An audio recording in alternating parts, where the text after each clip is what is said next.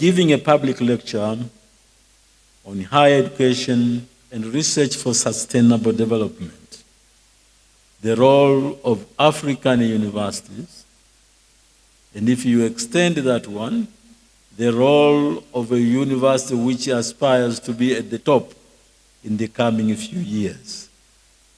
And I think we'll have a good opportunity of discussing this. So it is my honor, Dr. Mari, you're most welcome to this podium, and the UDOM Convocation and community is very well ready to listen and engage with you. Karibu sana. Thank you very much.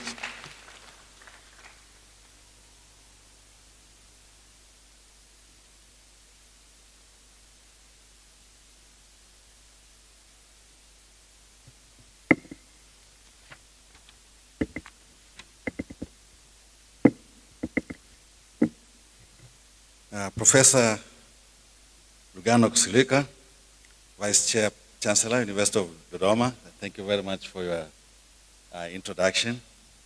Professor Razak Lokina, Deputy Vice Chancellor, Academics, Professor Winester Anderson, Deputy Vice Chancellor, Administration, Professor Kaswamila, President of the Convocation, Principals of Colleges, Heads of Departments, Dr. Jesper Katomero, discussant of my keynote, distinguished members of the university community, invited guests, ladies and gentlemen, good morning. It is with great pleasure and privilege for me to be speaking at the convocation of the University of Dodoma, also for the first time. The University of Dodoma is one of the largest universities in Tanzania, if not the largest at the moment. And I thank the management of the university for inviting me to be part of this convocation and for the trust in my contribution. My keynote this morning reflects the themes of this year's convocation around the role of African universities in the context of higher education and research for sustainable development.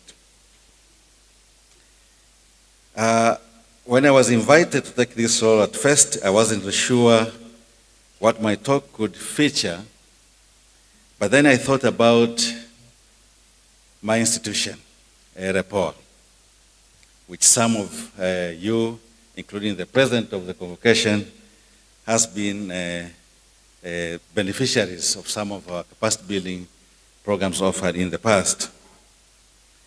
When I looked at how this institution was started, why, then I found something that I could talk about. So let me start by describing briefly where REPOR came from. REPOR was established in 1994, and this was the time when the subject of poverty was emerging as an important policy agenda. Following the slow response of structural adjustment programs of the late 1980s and early 1990s in reducing poverty.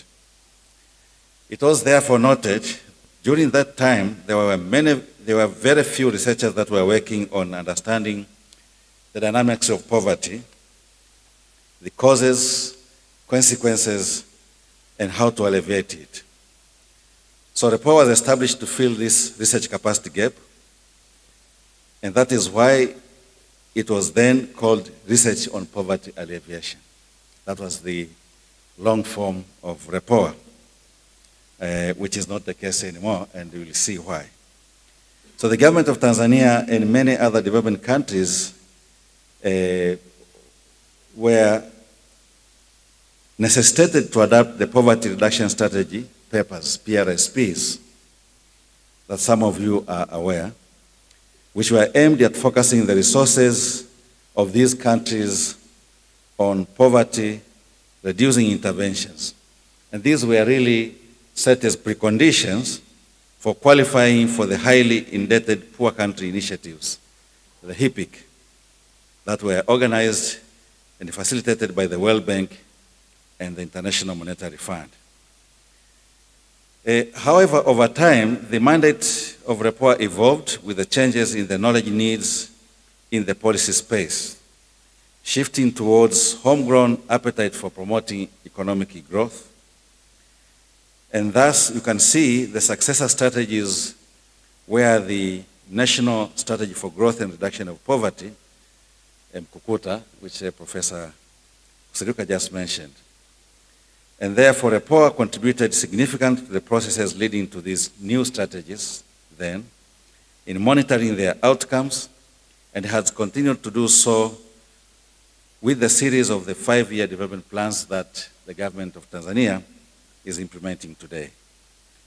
For those who follows REPOA very closely, you will note that the current emphasis of its research agenda is towards socio-economic transformation for inclusive development, and features productive sectors as drivers of such transformation, issues of gender and human development, governance, accountability and citizen engagement, environment and climate change, and technology and innovation. Clearly, multidimensional elements of development are reflective of today's research agenda of REPOA, and you might have noted if you compare our current logo with the previous 2 logos that we've had over the 27 years of our existence, the mottos are very different. Our motto today is knowledge is power. And as I will shortly describe the concept of sustainable development, you can judge how close, how far REPOA's research agenda mirrors this concept of sustainable development, and whether universities are actually playing their roles and mandates well. So this brings me to the question at hand on the roles of universities in producing knowledge, and I think not just knowledge, but the knowledge that is relevant for the society. The concept of sustainable development can simply be put as a development process that addresses the needs of the present without compromising the ability of the future generations to meet their own needs and aspirations. And to fulfill this description of sustainable development, 3 elements are crucial. First is economic growth, second is social inclusion, and third is environmental protection. I will briefly discuss these in turn. Starting with economic growth, sustaining development requires continuous growth in output across all sectors so that per capita income will continue to grow. Countries with higher per capita income have transformed their economies from primary sectors with low productivity to relying more on secondary and tertiary sectors that are highly productive. These sectors tend to be more diversified and thus able to shield the economies from various external and internal shocks. Second, on social inclusion entails that drivers of growth are creating jobs and including all population segments in that development process. And access to key socio-economic services such as education, health, water, and connectivity must be universally attained. And the third dimension is environmental protection, which relates to the protection of biodiversity, water resources, forest cover, and maintaining optimal temperatures and the quality of the air.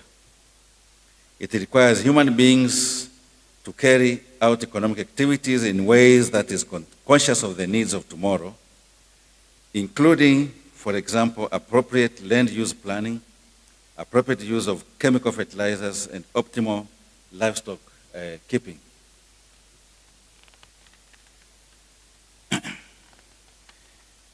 So development really entails that all these 3 elements are always interconnected. However, it does not appear to be the case on the ground, particularly in African countries. Even at the global level, according to the World Inequality Report of 2022, 10% of the global population owns 160 times more than the poorest half of the world population owns. This is an unprecedented level of inequality around the world, and this is growing. Gender inequality remains high, with women's share of labor income reported at only 35%. There are also significant ecological inequalities and in the contribution to climate change, especially through greenhouse gas emissions. The top 10% contributes to 50% of these emissions, while the bottom 50 emits only 12%. And if you consider African population, which accounts for 17% of the global population, emits only about 3% of the global total of the greenhouse gas emissions. And yet, the impact of climate change is largest in Africa, and the impact is escalating day by day. And the evidence is right here at home. We have experienced some similar trends, with the exception of the past 3 years where Tanzania was impacted by COVID-19 pandemic and the ongoing Russia-Ukraine crisis. If you look at the history of the real GDP growth, it has averaged between 6 and 7% for nearly 2 decades. This was also accompanied by a rise in per capita income, leading to the graduation into a low middle income economy in July 2020.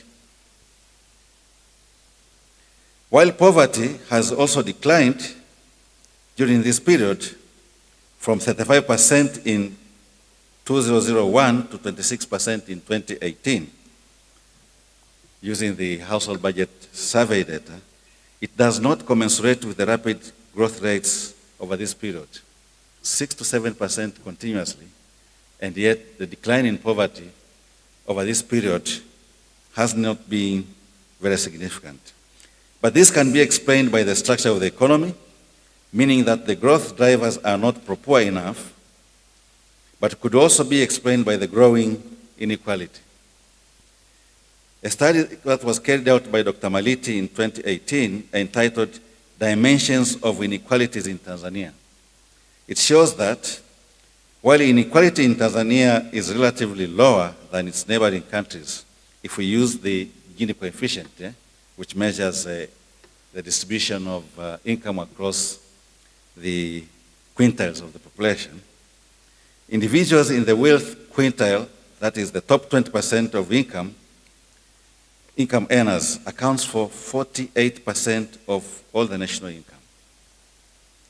Whereas the individuals in the poorest quintile get only 6.2% of income being generated in the country. This is very glaring.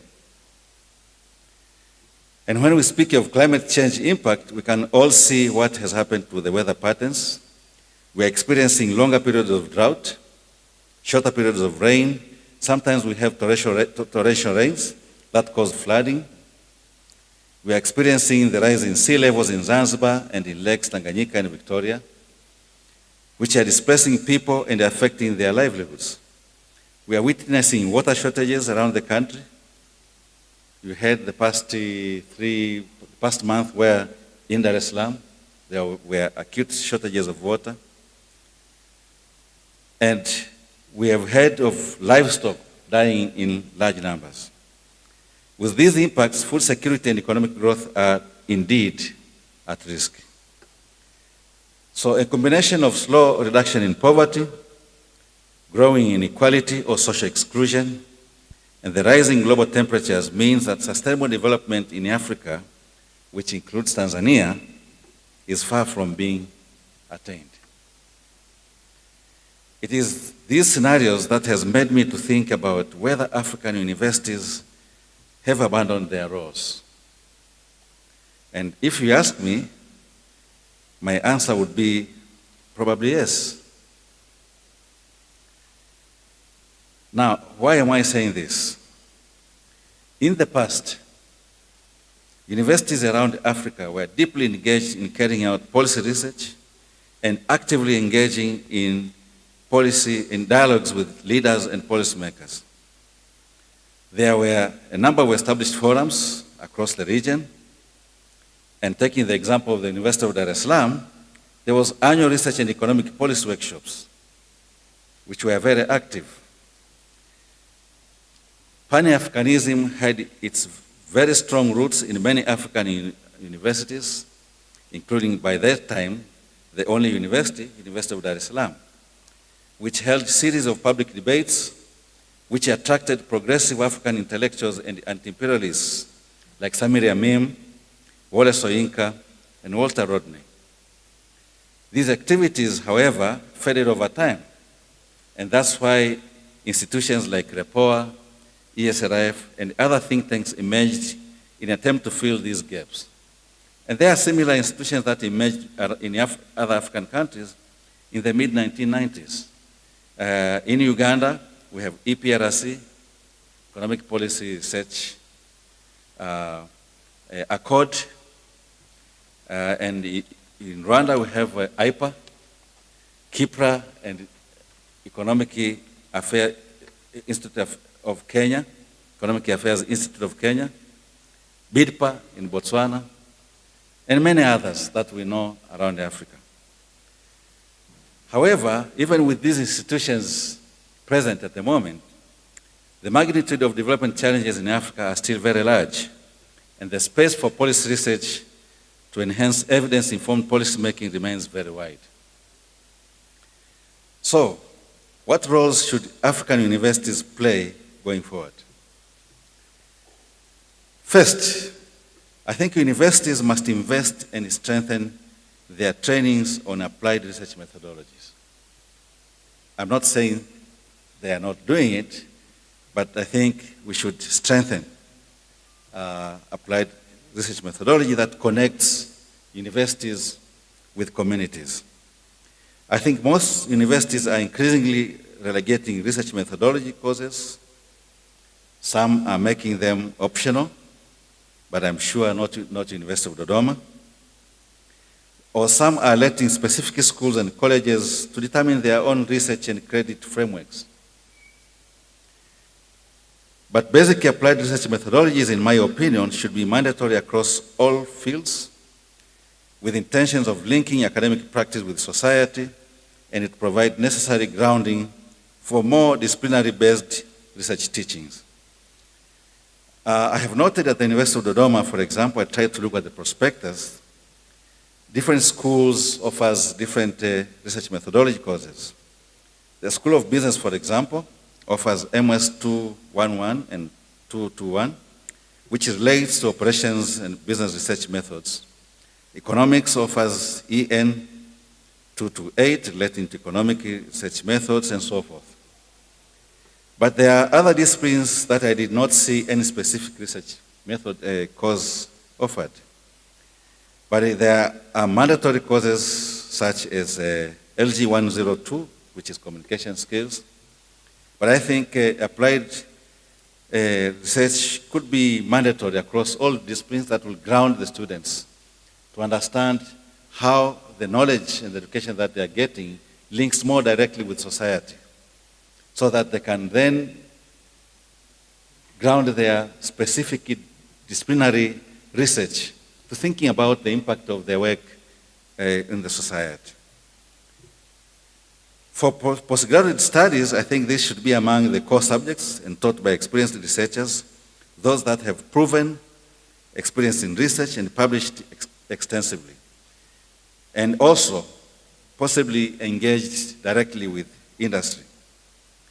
The multidimensional nature of sustainable development and its challenges requires multidisciplinary approach to research, which draws knowledge from other disciplines, but applying it within boundaries of a specific research discipline, and interdisciplinary, which relates to a research methodology or approach that uses more than one branch of knowledge in a harmonized linkage. And thus, research and training must aim at providing multidisciplinary research skills to the students. The University of Dodoma, I know, has multiple disciplines, ranging from mining, geology, and engineering to medical, economics, law, and other social sciences. But I think most of the time, researchers from each discipline works in silos, making it very difficult to inculcate multidisciplinary culture to our students and graduates. So I also encourage university faculties to undertake joint research among themselves across various disciplines, and work also with graduate students and help them and guide them through joint publications as part of learning by doing, which is a very important component or approach of teaching research. Second, I think universities should invest more in research so that faculty members can set the time to do more research, and research that aims to inform policies and strategies for promoting sustainable development. I am attempted to ask the management of the university how much the university allocates for research every year. But I think we can agree that it's not enough, both for public universities and even private universities. Universities are in unique positions to engage proactively in policy research because of the nature of their mandates, which requires them to do constant research, to search for new literature that will provide answers to societal and scientific problems as they emerge. But this needs a deliberate decision, decisive action to allocate adequate resources for doing research. And third, universities need to step up linkages with national systems of innovations and knowledge-sharing platforms, including direct linkages with industry and communities. Some few examples exist, such as university hospitals. I know University of Dodoma has a hospital, Christian University, which has a hospital also in KSMC, Bugando, I think is linked with the university, Muhimbili University College.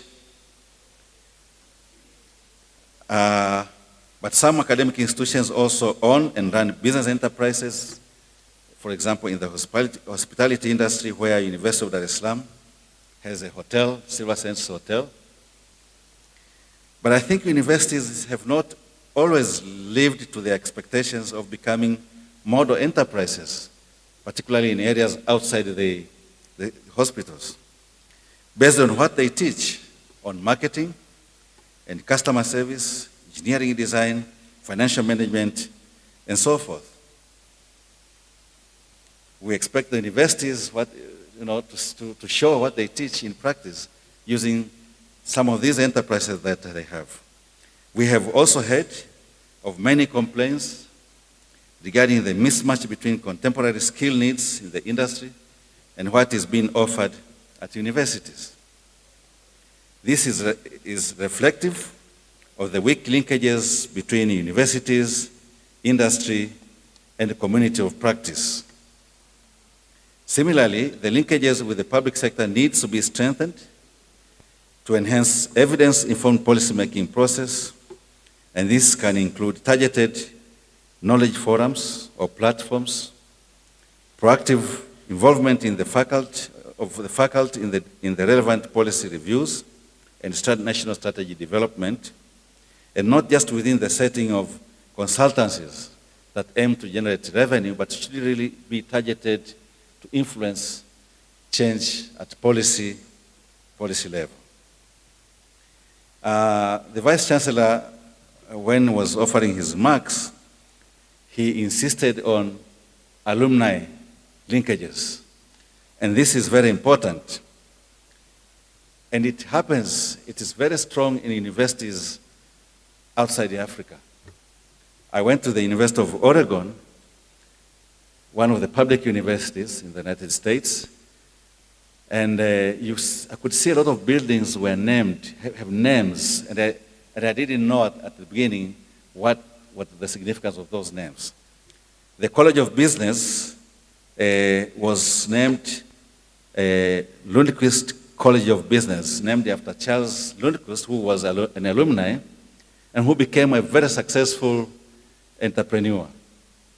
But he went back to the university and said, I want to contribute to strengthening the knowledge of business, because a lot of our students and young people lacks the skills necessary to make them to become very successful entrepreneurs.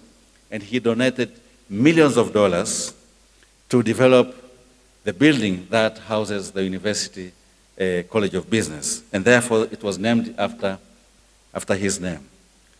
And similarly, the library building was called the Knight Library. And I didn't know why it was called the Knight Library other than the University of Oregon Library. So I realized the Philip Knight, who is the chairman and CEO of Nike, was an alumni at the University of Dar es Salaam, University of Oregon. And so he donated millions of dollars to expand the library, to modernize the library. And that has contributed to impacting knowledge to millions and millions of students, not just Americans, includes us who traveled from Africa to the University of Oregon to study. And therefore, the linkages with the alumni is very central, very, very important. And let me conclude my keynote by emphasizing that the concept of sustainable development needs to be understood at all levels by appreciating the multidimensional nature of the challenges and possible solutions to achieving sustainable development. And this implies that at the political level, this understanding has to be inculcated at the policy-making level, in the academic practice, at firm level, and community level, where actions take place. It is the role of the universities to deepen research, to strengthen knowledge sharing, and to build and strengthen networks with the industry and communities for this dream to be realized. I thank you very much for your attention.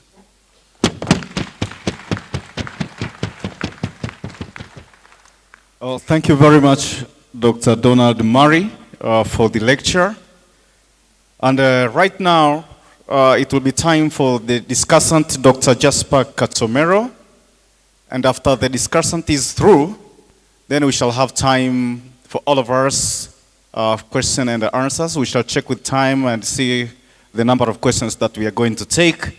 And so this time, Dr. Jasper Katomero, you are welcome.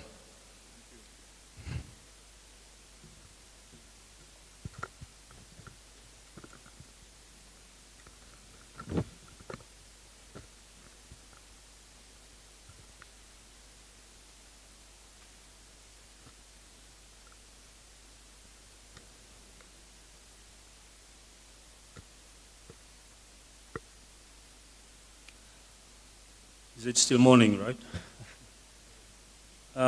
Good morning, everybody.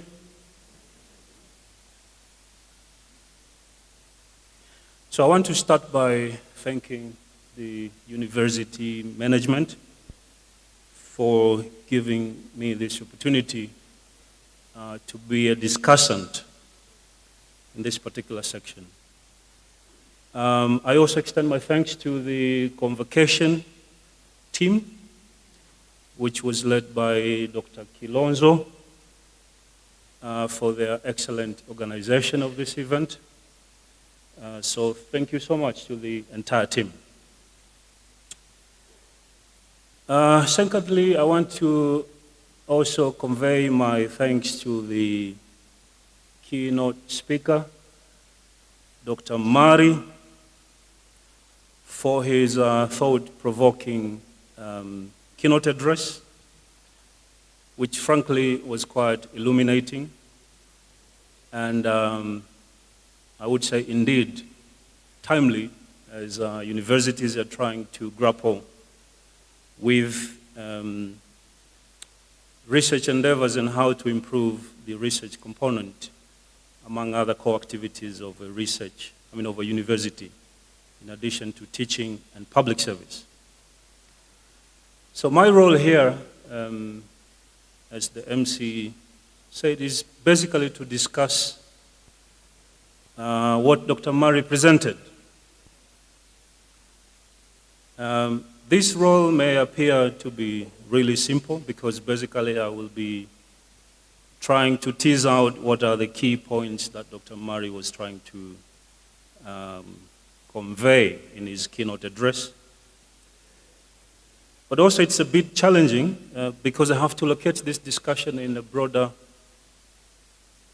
context, but also the right context of research undertakings that have been going within universities, not only at the University of Dodoma, but also universities in Africa, because the thematic area covers that broad perspective. So I will start my discussion with three main focus areas. The first one will be the context. The context, again, is based on what Dr. Murray presented, but I will have some further discussion on this point. The second one will be on the key questions that need to be addressed to strengthen research in African universities for sustainable development. And finally, I will end my discussion with the way forward. So let me start with the context. I fully agree with Dr. Murray's improvisation that research has always been an integral part of university concept from the very beginning. And as centers of learning, universities have historically recognized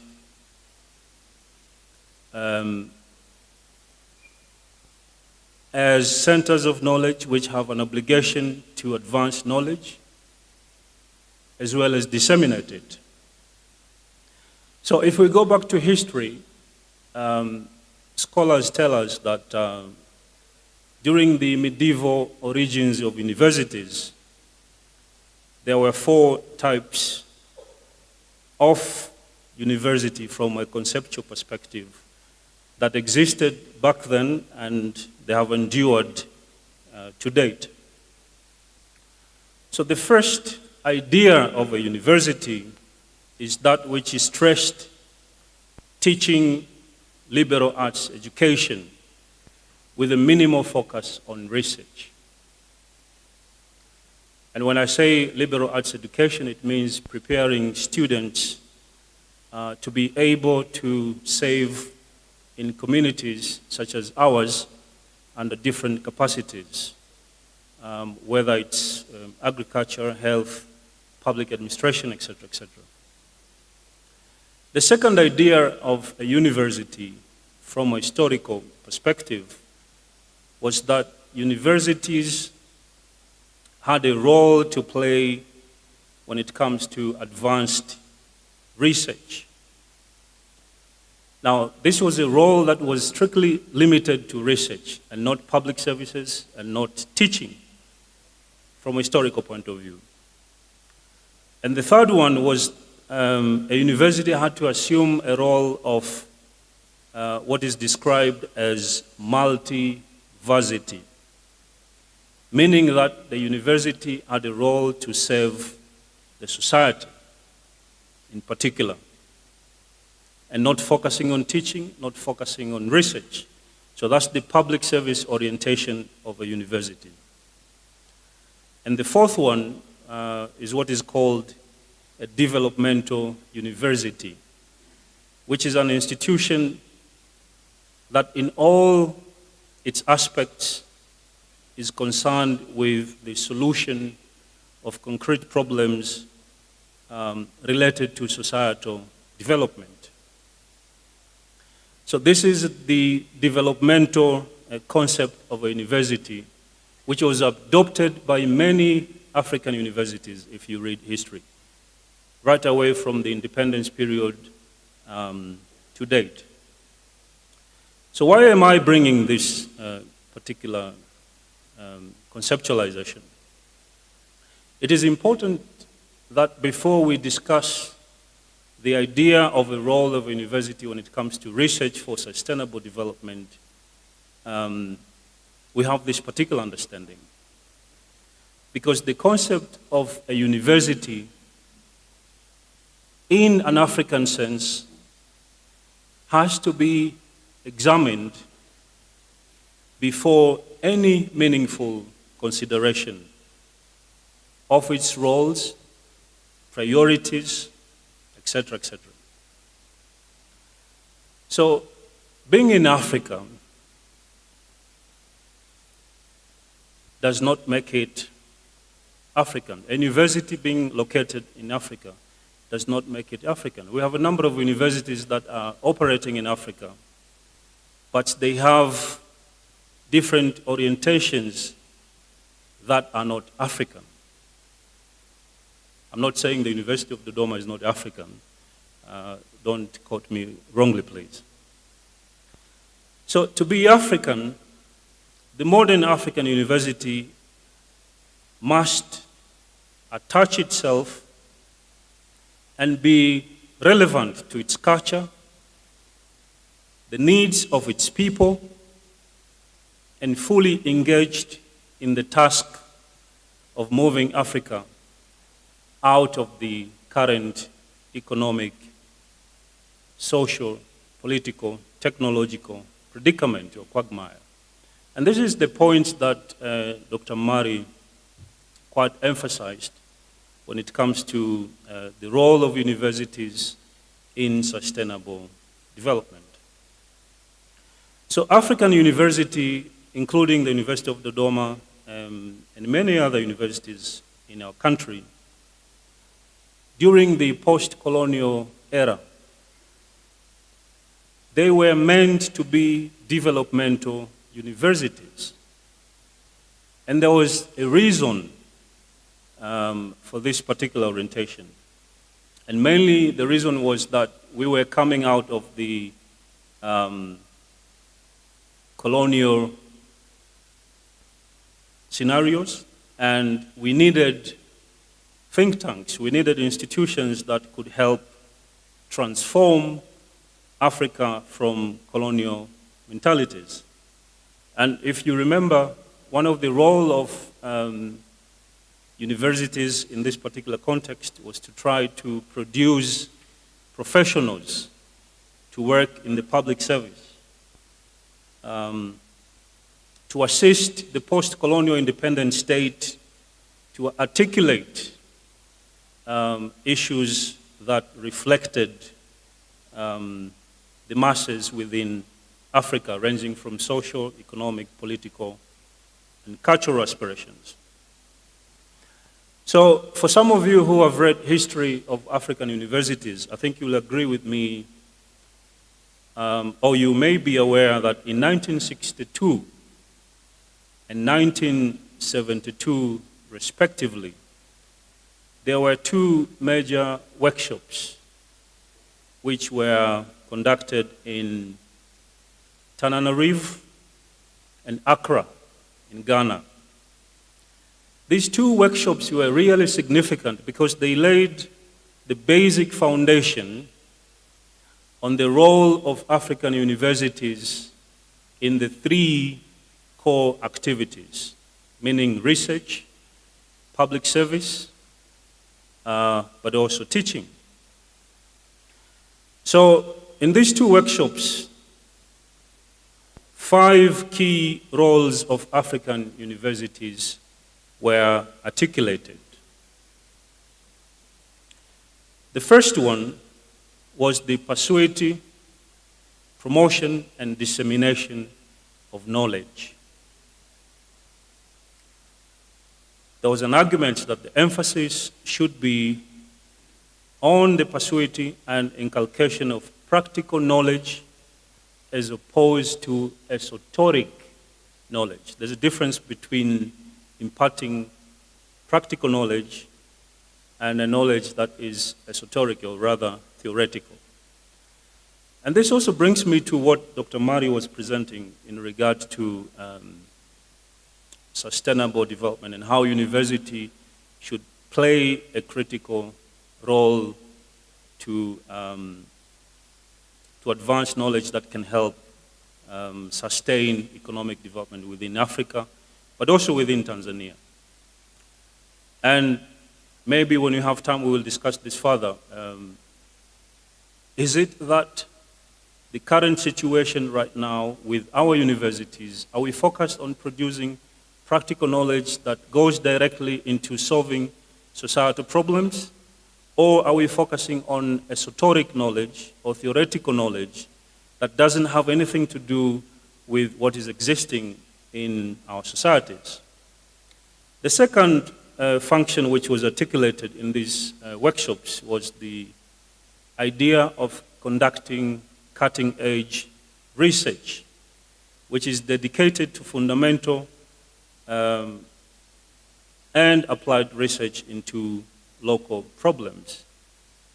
So the synergies, the connection between research and addressing what problems the society faces. The third one was the provision of intellectual leadership. In this workshop, universities were thought as institutions which were mandated to effectively diffuse knowledge to governments, industries, commerce, and rural population to enable them to plan and execute meaningful programs of economic and social development. And these are the linkages that I think are relevant today. How do universities connect with other organizations, whether it is the private sector, whether it is civil society organizations, et cetera, et cetera. The fourth function which was devised in this workshop was promoting social and economic modernization. As we all know, African countries right now are experiencing rapid population growth. Some people call it the population budge, where you have a number of youth under the age of 25, graduates but do not have employment. You have issues with water security, climate change, as Dr. Murray mentioned, pandemics, COVID-19, et cetera, et cetera. So how does university step in to address these social and economic problems which comes out of economic modernization?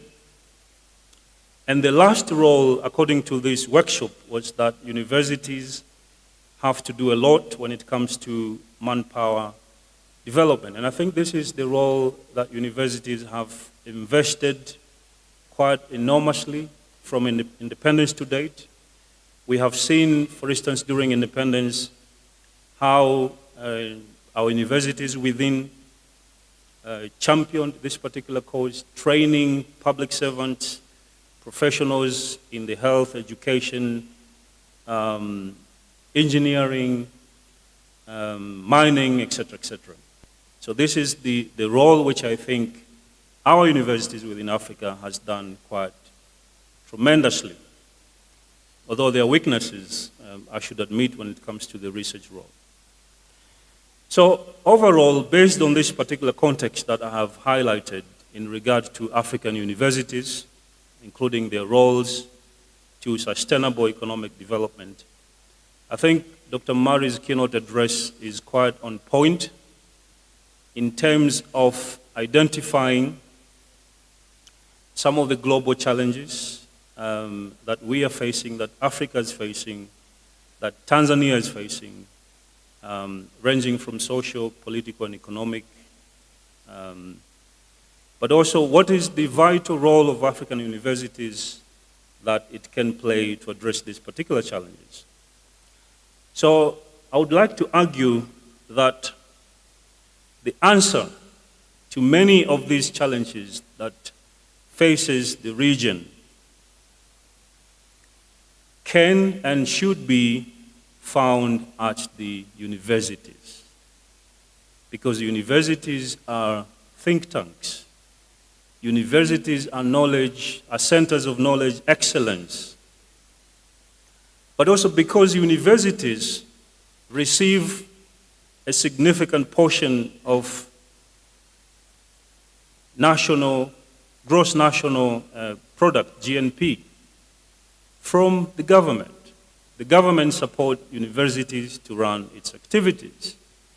And therefore, to me, it makes sense that universities should play a leading role to address some of these challenges. According to one of the popular scholars in Africa, Mamdani, I think many of you are familiar with this name, he says, higher education is at the strategic heart of education. And therefore, those who wish to transform general education must begin with higher education. Universities stand a peculiar chance to enhance the quality of labor force, perform basic and applied research, and offer technical management advice. So this brings me to the core of this session now. Having seen the context, then let me direct myself to 5 basic questions which can help us think through in regard to the role of African universities, especially the research component in sustainable economic development. I'm talking about Africa because the thematic area of this discussion is Africa. But this does not mean that the University of Dodoma is not part of this discussion. So the first question I would want to raise for purposes of discussion, but also reflecting on Dr. Mari's keynote address, is that do African universities produce knowledge that is relevant to today's challenges? Is the knowledge that comes out of our universities, including ours, from research, is it relevant? Does it address the problems that we face as a society, within and beyond, in the region, etc.? So I would say the answer to this question, and you'll have an opportunity to also contribute your thoughts on this question, I would say the answer is quite mixed, but also contextual as well. It's quite mixed because we, as the University of Dodoma here, and many other universities within, research has been one of the core activity that has been given priority. We have seen a number of researches ranging across different topics. But do they address the pertinent challenges that we face? And when I say the pertinent challenges that we face, I also draw back from Dr. Mari's keynote address. Issues like climate change, issues like water security.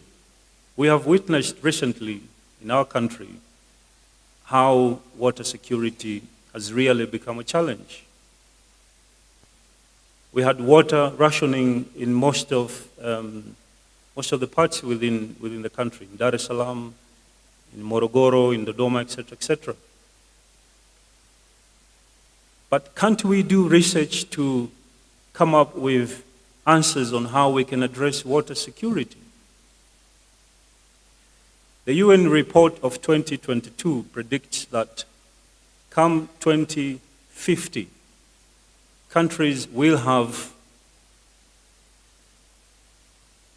challenges or problems when it comes to water security, because you have, on the one hand, you have population growth, which is rising so fast, which is also putting pressure on existing water resources. So if you rely on traditional water sources and not thinking about alternative water sources, you're likely to be facing challenges when it comes to water security. But can our universities do research on this particular front? What kind of knowledge which is relevant to address this problem can come across? What do we do as universities? Issues of digital literacy, for those of you who come from the IT specialization, issues of artificial intelligence in health, in agriculture, etc. Issues of poverty from RIPOA, as Dr. Murray highlighted. How do we go about these things? What kind of knowledge do we produce? So we will have time to discuss on this question as we move along. The second one is, the second question is, how, or rather, have African universities abandoned their research roles? Because there was an argument which was posed by Dr. Murray that it seems that there is what appeared in the past in terms of a strong research tradition of many African universities is now sort of slowly eroding. So have African universities abandoned their research roles? To me, I think research has remained as a core activity of universities, just like public service and teaching. But there are some challenges which I have to bring forth. And one of the challenges that I've been reflecting upon is on the issue of budget allocations. If you weigh in terms of how much budgets are allocated in teaching and in research, you will find some discrepancies in our departments, in our colleges, and the university in its entirety. I think something has to be done on this front. There's also the issue of research methodology, training, which Dr. Murray highlighted. And I think this cut across a number of areas, including in our graduate students, but also undergraduate students and the academic members of staff.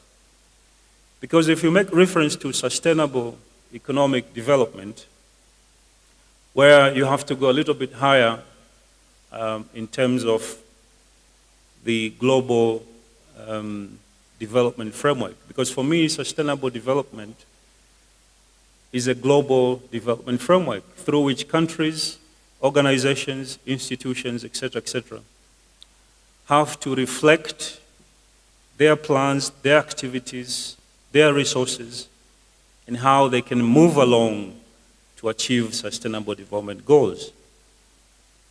But we need competences to be able to do research in these fronts. So how prepared are we in terms of our personnel, whether it's graduate students, undergraduate, members of academic staff, etc.? I know there have been a couple of initiatives within the universities, including ours, to strengthen research methodology training and courses, but I have a feeling that we need to do more in terms of investing in this particular front. The quality of students being enrolled at graduate levels. Because when we speak about research, it's not about the end product. It's also about time is running out. Okay, I'll try to be quick. Quality of students, enrollment, how do we ensure that we recruit the best students who can be able to compete and do research? Budgets for members of academic staff to attend both local and international conferences. This is quite important because through these conferences, members of academic staff are able to learn and acquire research skills which can catapult them into local and international research stages. The third question, which reflects Dr. Murray's presentation, is that do African universities have the capacity to produce cutting-edge research in terms of personnel, resources, and technology? I would argue that in terms of personnel, we have the capacity, but in most cases, it is a latent capacity which needs to be sparked up, needs to be motivated, needs to be encouraged. Resources, we have resources, but they are not enough. So there has to be ways to think on how we can mobilize more resources. Technology, We have gaps in technologies, especially in natural sciences. We need to have high-tech labs for natural sciences, issues to do with artificial intelligence, for instance, etc. The fourth question is the university research role being taken by other organizations, according to our keynote speaker? I would argue and say the research role of a university is still there, but what I think we need to do is to forge partnerships and collaborations, create some sort of collaborative environment with other organizations, the private sector, the civil society, organizations such as RIPOA. They can partner with the University of Dodoma to try to address some of the research challenges that the country faces or Africa faces. They have resources, they have the expertise, we have resources, and I believe in teamwork and collaborations. And finally, let me end up with the way forward as my last discussion point. And here I would like to summarize a couple of points which were also highlighted by Dr. Mari. So there's a need to do capacity building programs to the members of academic staff, graduate students, undergraduate students in terms of proposal write-ups, grant management, and the overall research skills. Financing is a critical aspect to strengthen the research component within the university. Right now, we have very useful initiatives such as the junior academic staff research grants and the senior academic staff research grants. These are great initiatives. They should continue. But I would argue that the financing part of it should be doubled. But also there's a need to ensure quality assurance in terms of the proposals, but also the outputs. The government and other stakeholders should invest in university research infrastructure, the overall university research infrastructure. In terms of high-tech labs, especially for natural sciences, again, things to do with robotics, artificial intelligence, agriculture, health, etc. And finally, I would like to advocate for establishing research centers. I think it is high time that universities should start to think about having research centers or policy centers or institutes or bureaus, because these are critical think tank organizations that can help advance the research agenda within the university, forge local and international collaborations, but also catapult the university in terms of university rankings across the globe and within the region. In the interest of time, I would like to end up here. So thank you very much. And I would like to hand over to...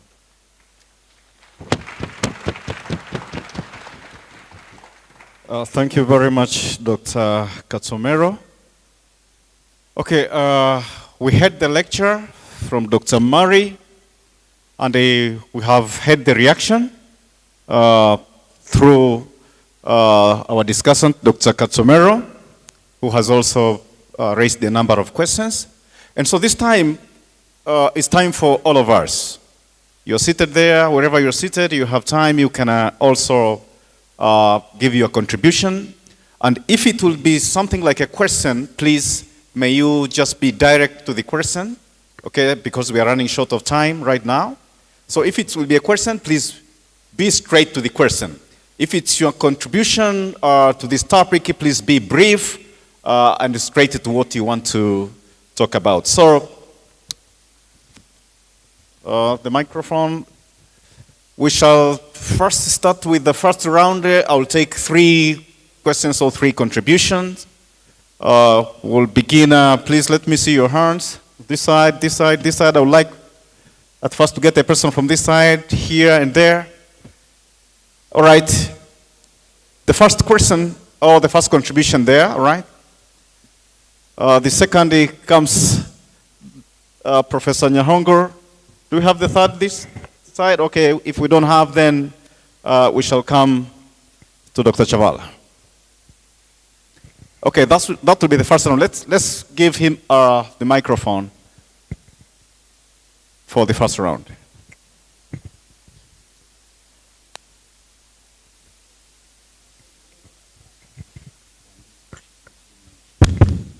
Thank you very much for the opportunity. My name is Paul Loisuli.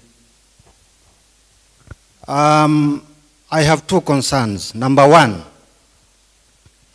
I heard the Vice Chancellor challenging us to have debates in our academic units and the public debates.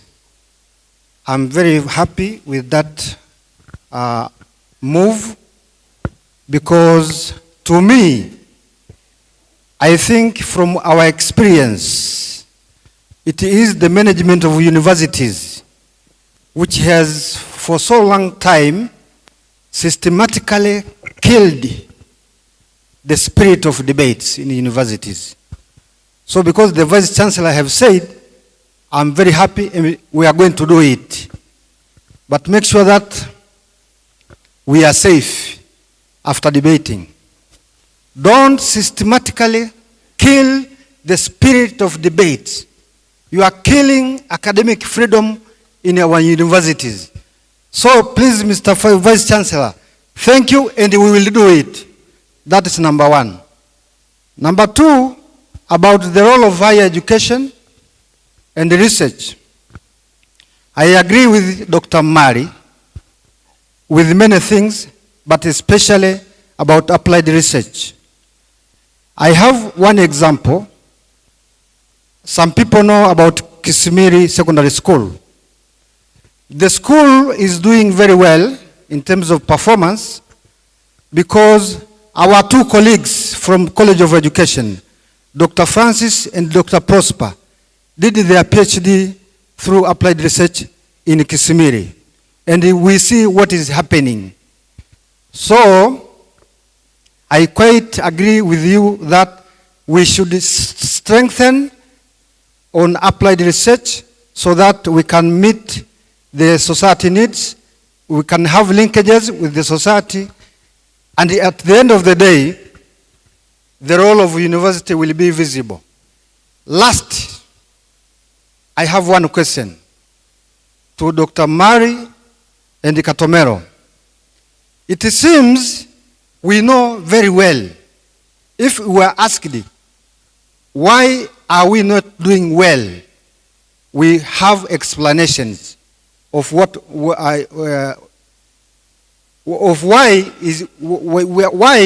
we are not doing well to play our role as universities. But when we are given opportunities, or when we are asked, why are we not doing the same thing we know to change the world? Why are we not doing what we are supposed to do in order to bring changes? One example is the universities are encouraging staff to publish in credible journals.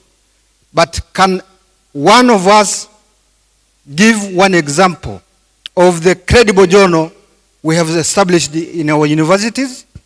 Why are we busy encouraging people to promote credible journals outside Africa, but we are not doing the same to develop our own journals, which will be credible so that people will publish and make a contribution in development? Thank you. Thank you very much. Professor Nyahongo here. Thank you very much. My name is Julius Nyahongo. I'm very happy to listen to this very nice discussion about research for sustainable development. But I just have my contribution as a researcher. As a good researcher, we need to think on how do we consume our research finding. This is the center of problem elsewhere in Africa. We have a lot of knowledge. I'll just give you an example of a motor car. Universities, all universities are just like an engine. The engine of the car is producing a lot of power, knowledge, energy. Then you need to have a gearbox that can translate this knowledge into a smaller and a simpler language. Engine rotation is 10,000, but the gearbox we need only 56 rotation. So now who should be the gearbox? The gearbox are the politicians. The engine are the professors, the researchers, the university academician. Now we are producing a lot of energy. We have a lot of knowledge. The problem for Africa is how the knowledge is taken into development. Then you need to have a propeller shaft. Propeller shaft will take the knowledge that we are producing in the universities to the differential. Who is the propeller shaft? Propeller shaft should also be this politician. Who are the gearbox?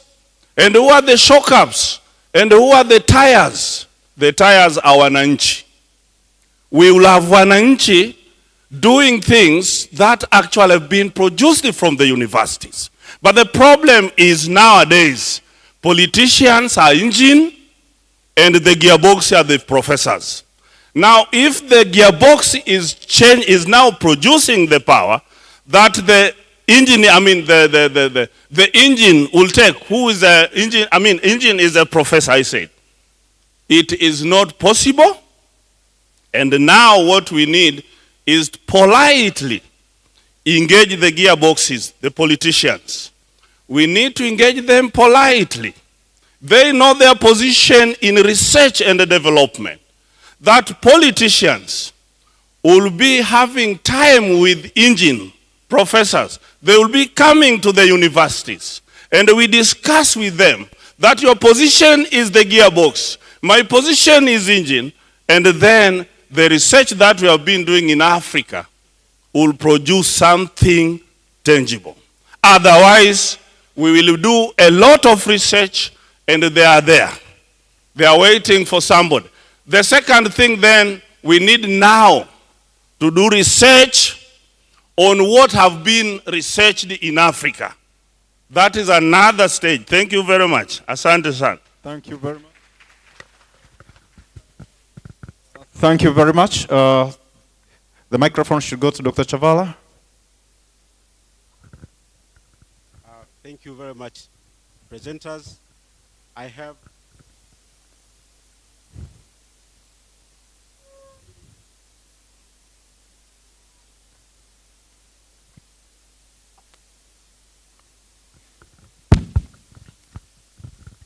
have three matters. One is a question from the keynote speaker. When you spoke of way forward, advancing towards environmental protection, I think you might have used that term loosely. Probably, did you mean to use environmental protection interchangeably with environmental conservation? Because those of us who are interested in sustainability, environmental conservation is favored against environmental protection. Two, on the fact of research, we cannot overemphasize the value of research towards sustainable development.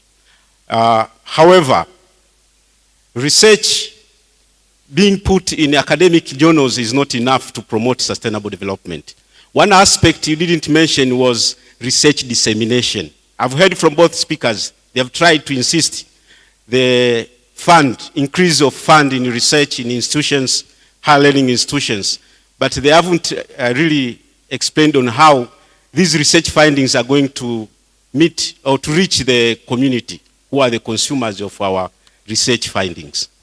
And the third aspect I'll speak about is now, this is my own opinion. From sustainable development concept, Kuznet explains that for developing countries, as we are advancing, there is actually a direct relationship between development and environmental degradation. It seems like you cannot avoid that.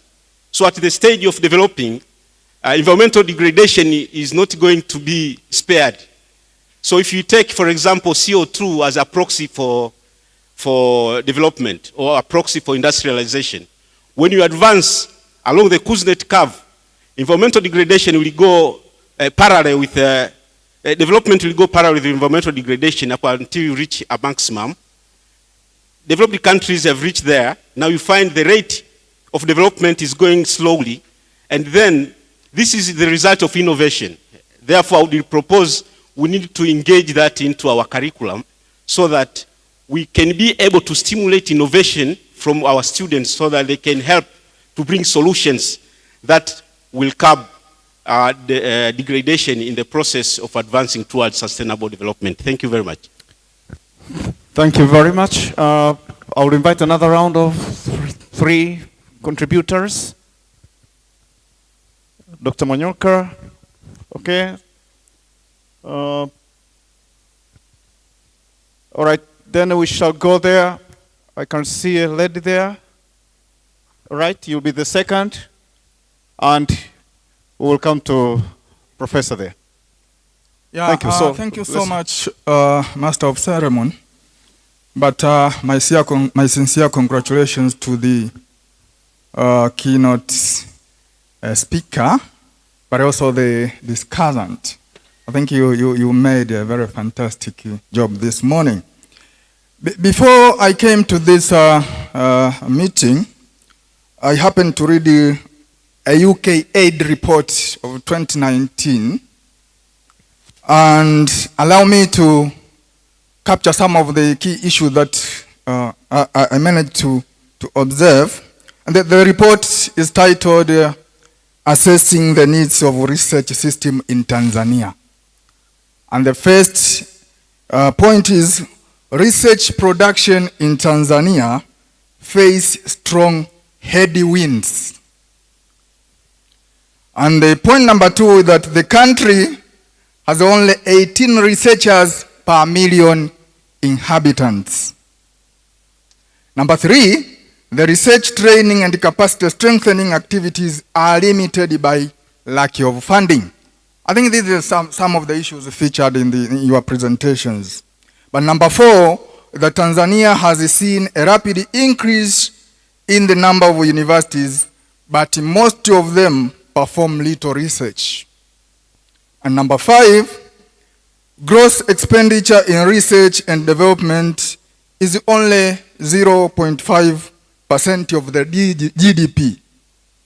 And the country relies on foreign aid for over half of its research and development expenditure. This report cited UNESCO. So my question is, if you can help us, and this could go to everybody in this room, that given this is status quo, where do we see African universities in research and development in the next 10, 15 years, if this is the situation? So this goes to Dr. Mari, but also the discussant, but also the rest of us. And the last point is that when I was coming, also I happened to go through the 2022-23 budget speech of this country, and I noted that research and development is mentioned only 2 times. Quite surprising. Thank you so much. Thank you very much. All right, the microphone goes there. Hello.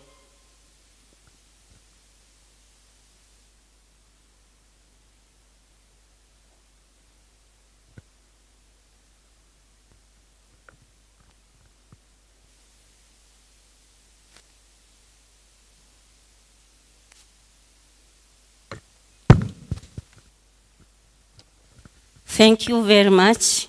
My name is Rosie Matete from the College of Education. I thank the keynote speaker and the discussant. And the discussant has talked a lot about the relevance of our researches to meet the cultural problems and needs of the people. Now, I have seen and witnessing that in most cases, universities undertake researches that are coming from outside, and sometimes we are encouraged to win projects that are based outside. And in most cases, all the researchers that are coming to Africa have their own interests. Now, I'm not sure what is your stand on that. And for Dr. Murray, you have told us about sustainable development by protecting the environment.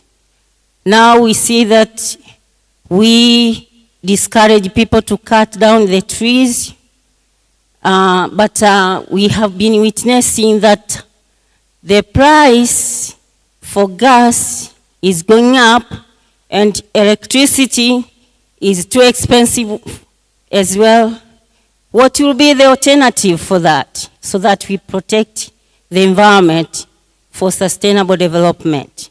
And to what extent are we prepared to invest in researches, as we have been witnessing even here at University of Dodoma? We are scrambling for very meager resources for researches. Thank you very much. Thank you very much. The microphone comes here.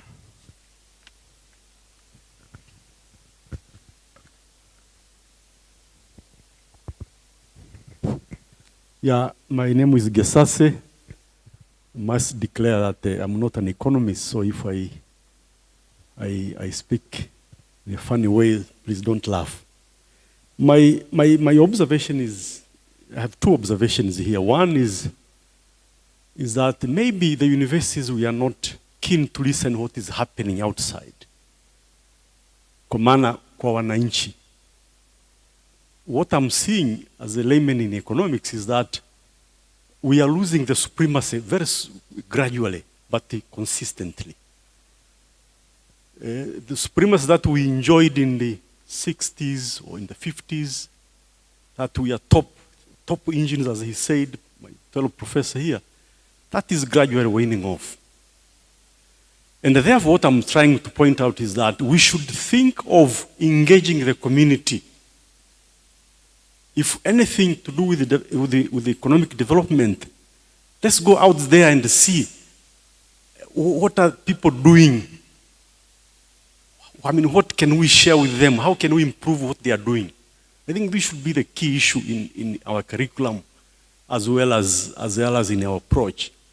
Rather than struggling to do cutting-edge research and then take that research to the wananchi who doesn't know anything about it, that would be very difficult. I remember the country called China made significant progress in health until now, including Cuba, because of the concept they called barefooted doctors. They went straight to the wananchi in all China region, and they discussed with them how to prevent mosquito breeding, and it became successful. I mean, if we are sitting here giving lectures to the wananchi, they will not understand us. So engagement is important, that we should, even, I mean, the graduates that we are producing here, even if we change our curriculum, say that, knowledge-based, practical-based, whatever, actually, if they don't know how to sell a mtumba, they have not been involved in selling mtumba, then it will be very difficult. Doctors are succeeding. I'm saying they are succeeding. In Tanzania, we have very good progress because Doctors goes there to train. They discuss with the patients. So if you take a graduate of today from UDOM Dodoma, anaweza kutoa mtoto tumboni bila matatizo. The other thing which I was trying to say is that, is it possible for university to change our curriculum? I think I don't find it healthy to say that we shall move as a world together, adopting the curriculum from England, from wherever, and bringing it here in economics. Sijui kama ni kweli, maybe I don't understand much. Lakini our problem in Tanzania is to produce banana and to empower that mkulima to sell banana to Italy. That is the problem of Tanzania. If you can empower a person to sell the product in Italy or in Europe, then wataproduce tu ndizi. But if is producing in this today, zinaoza sokoni, then kutakuwa na backslide. Wananchi wasema hata nikilima sasa mbona hatu produce. I'm saying this from the example. I used to have coffee plantation myself. Lakini sasa kila siku bei inafanya nini? Inateremka. Basi unang'oa zile si wanazihitaji mibuni, si miche. And then unaweka matembele. Unauza leo matembele baada ya miezi miwili, unauza nyanya, sababu ndio zinauzika hapo sokoni hapo. Lakini kahawa haiuziki. Sasa mimi naona we don't discuss issues that are pertinent to Tanzania.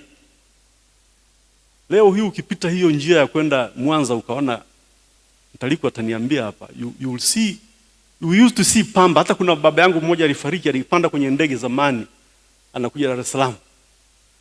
Sasa walipofika Shinyanga hapo Mwanza, when he looked down akasema kaona bwana, yani Wasukuma wamelima pamba, yani tangu tumetoka Mwanza ni pamba, kumbe hajui anaona mawingu pale chini.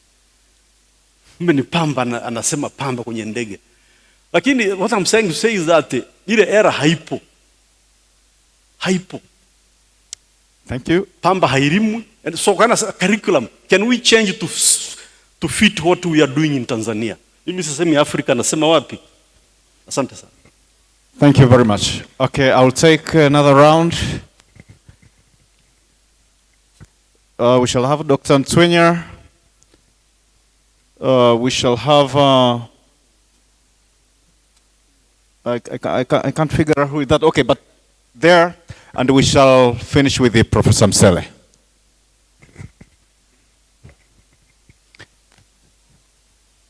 Okay, thank you very much. My name is Julius Ntwenya. Are we really prioritizing research in this country? If you ask me, my quick response would be no, because research goes with money. We can see we have professors and other researchers in this country.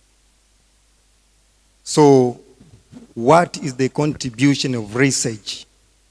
To be able to see the contribution of research, that means we need to invest in research. The keynote speaker was somewhat modest when responding to what he got from this management. He said, I had a trouble to ask to this university how much the university invest in research. You did not tell us what did you get as a response. I have a similar question.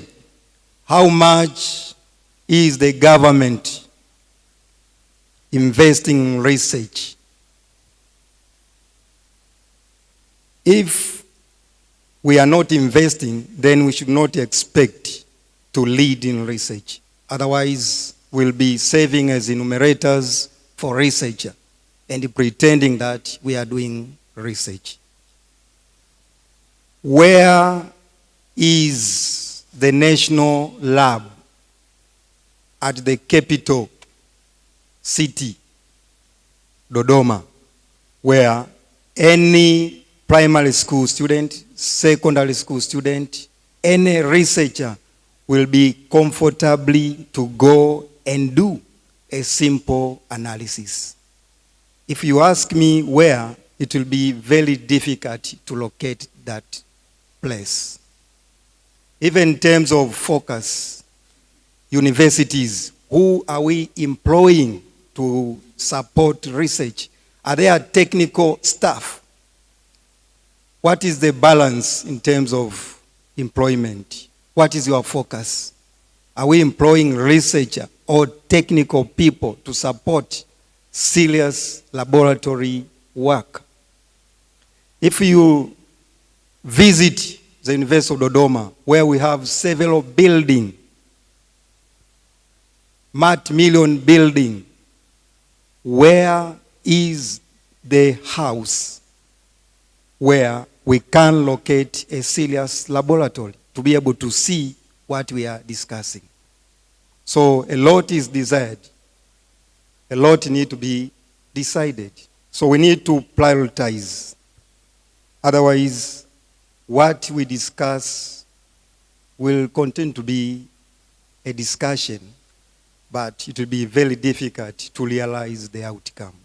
I submit. Thank you very much.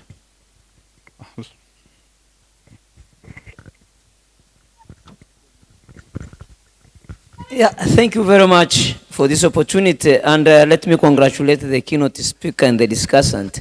Mine is going to be a very short statement, and it could be a question. After listening to all who have contributed here, then I found even my contribution has already been aired out, but I would summarize it this way. Probably you could help us if we need research on research in higher education. Thank you. Thank you. All right. Thank you. Welcome. Thank you. I'm Tulibako Mwakasege from History and Archaeology Department.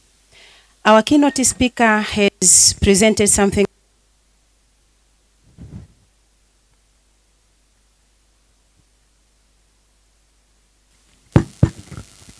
Hello. About gender inequality on the labor power or labor market. As presented by him, he said that it is women who suffer on this matter. The gap is about 35% or more to that. May I talk about this on the socio-economic concept?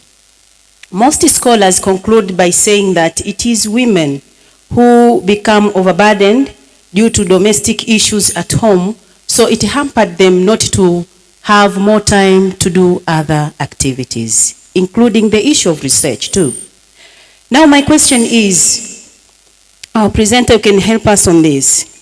How can we bridge the gap on the issue of research so that doing a research can be counted on equal basis towards gender? As it is said to have or proposed by 2030, at least to have 50-50% on both genders in many spheres. So in the context of research, how can we bridge this gap, at least this issue of research can be at equal basis? Thank you.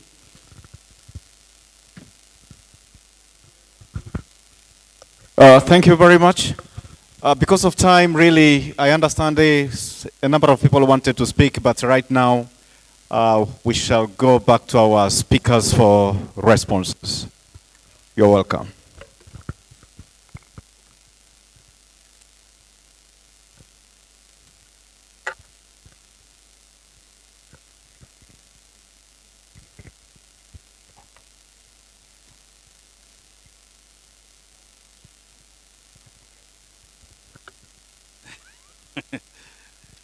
Thank you very much. I think those are very useful interventions. Some of them were complementing to the presentation that we made, along with also the discussant. But there are some few questions. Some of them I don't have answers myself. But let me try. There was a question that was in the context of journals, why universities are not establishing their own journals within Africa. I think establishing a journal is not an easy thing.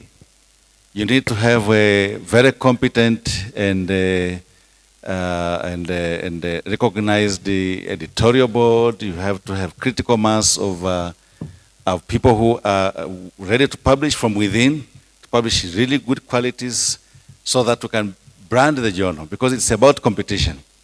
The established journals are not very easy to beat unless you are really, really well prepared to get into that market, prove and showcase that your journal is as strong.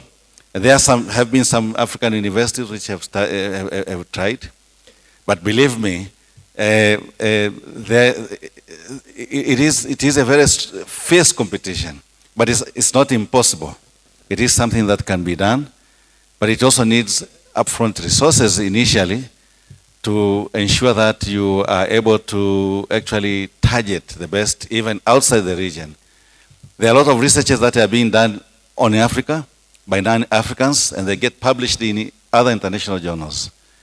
If we could encourage and incentivize those kinds of researchers to be published within local journals, I think that's something that African universities can actually work on. It is a challenge that universities need to think about, and of course encourage themselves to also do good research that can be published in those journals, to begin to bring them into the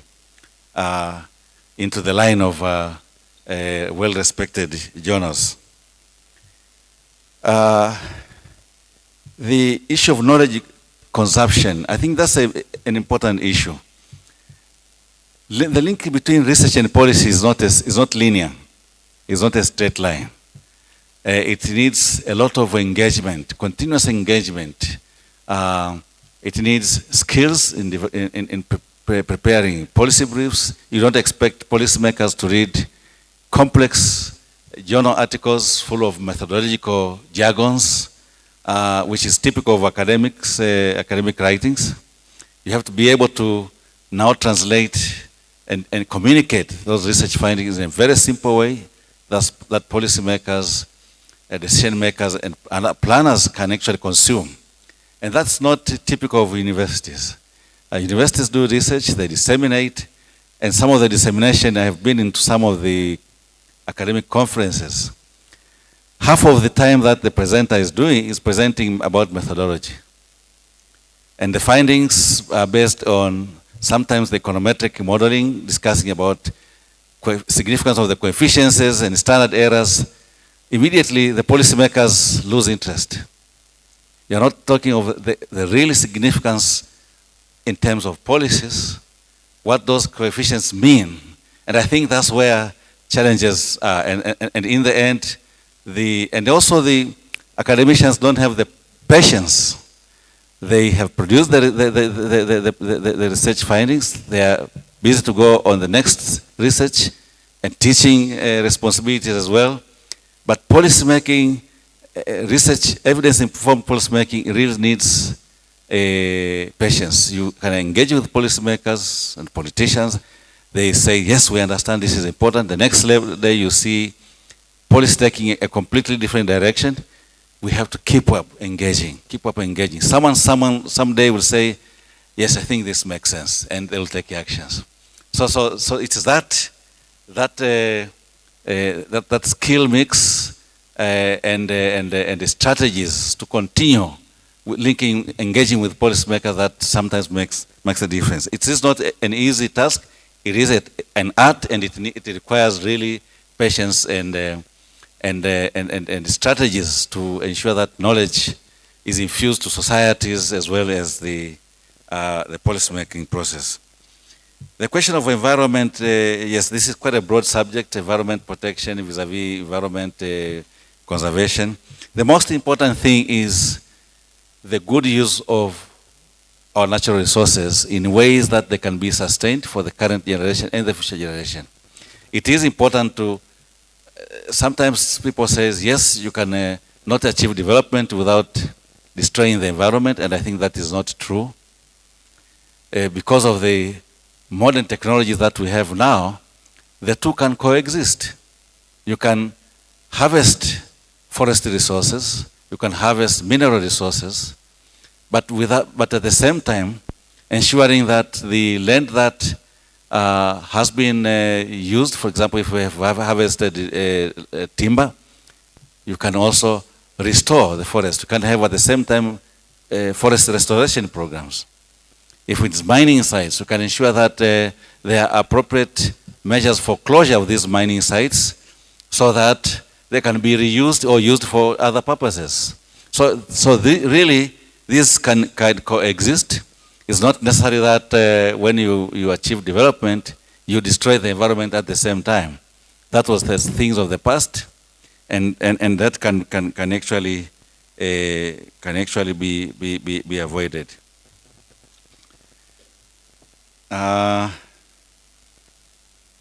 There was a question on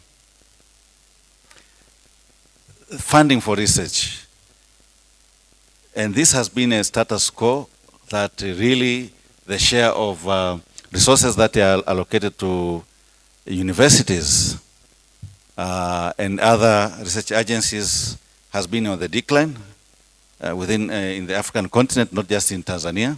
And that is a really threat to research, really threat to the capacity of universities to produce knowledge and to disseminate and make sure that this knowledge is actually being used. This requires, of course, a public voice. Universities can raise their voices to the governments to ensure that adequate resources for universities to do research are allocated. We cannot stay quiet. I think universities, I had one of the professors was talking about academic freedom, to raise the voices, to say what the truth is based on data. I think if whatever you are presenting, whatever you are discussing in public debate is based on data, and a matter of fact, I don't think it's a big problem. And therefore, to communicate to the public, and University of Dodoma actually is in a unique position. The parliament sits right here at the Capitol. If the university requests the opportunity to speak to the parliament, I think that is very possible. To build a case for the parliament, for the government to allocate resources for research. I think this is very possible. This is a challenge that I'm leaving to you. I was tempted to ask the management how much they allocate, but I didn't. So that answer I didn't have because I didn't ask the question. But I know for sure that it is smaller relative to the needs. And that is across all universities in Tanzania, in Africa, except in other developed world where the share of R&D, share of, in GDP is actually quite significant. I think it's a voice that we have to do collectively between universities and think tanks. We have been doing that, but I think that voice needs to come very loud also from public universities. What else? There was an issue of the conflicting objectives or outcomes where the prices of alternative energy is going up, and therefore households and communities are continuing to rely on the use of biofuels, causing further harm to the environment in terms of cutting trees for wood fuel. That is very true. That's the challenge that governments have, to support communities to be able to use alternative energies that are clean. I have heard recently the Ministry for Energy coming out with a strategy to move people out of the use of charcoal and wood fuel, which is causing not just environmental challenges, but also health challenges. So it is actually an industrial policy that the country has to decide to subsidize, for example, some of the clean energies including gas. Luckily, we have a natural gas in Tanzania.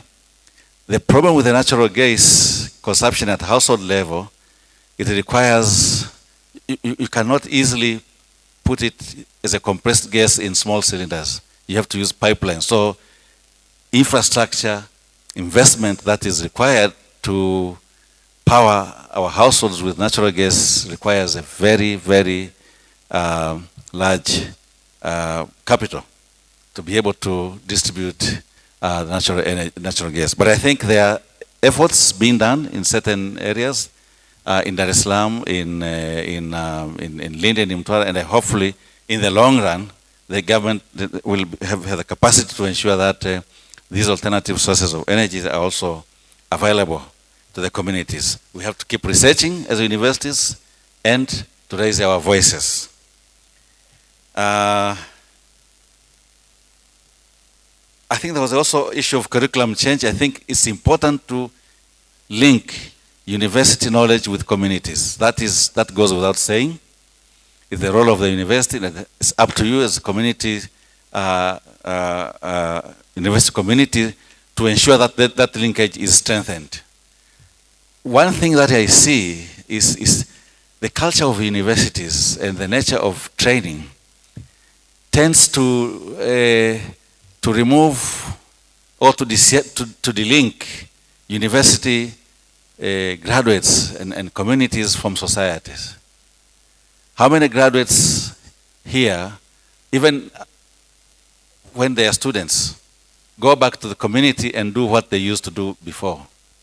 Engage with their societies, for example, if they're livestock keepers, to begin heading those cattle, to go back and do the farming, to help their parents build the contours on the land, to help them actually implement the best practices of farming that they learn at the universities, to retain the consumption of traditional food items that appears to be the potential safeguards of food system in Africa. Once they're at the university, they think we are white collar. That kind of on-the-ground work does not belong to them. At universities elsewhere in the United States, in the UK, in the Netherlands, elsewhere, and we have gone through those universities, we do these kinds of jobs that actually do not remove us far from the communities. When I was studying at the University of Oregon, I was working as paintwork. I did the paintwork. I also worked in a lumber firm, working with these blue-collar people, and I learned a lot from them. I interacted, and that keeps the academic graduates and communities linked. But here in Africa, our universities detach the intellectuals from the community in the learning process. I think these are things that the universities have to begin to do to keep the university communities as part of the communities, particularly in rural areas. And finally, I think there was the question on gender.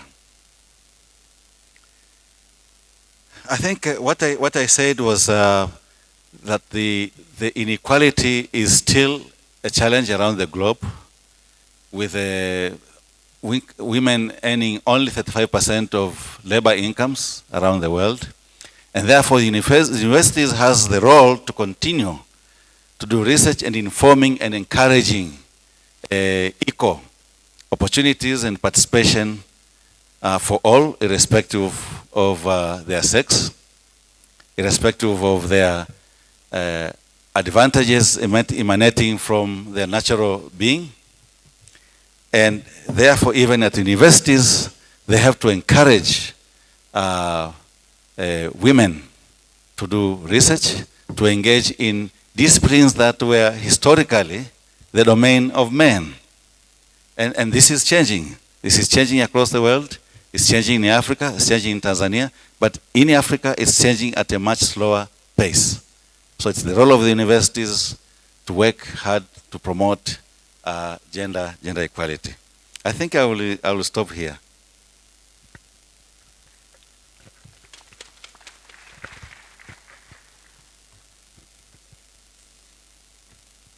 Thank you so much, Dr. Mari, for responding to some of the questions.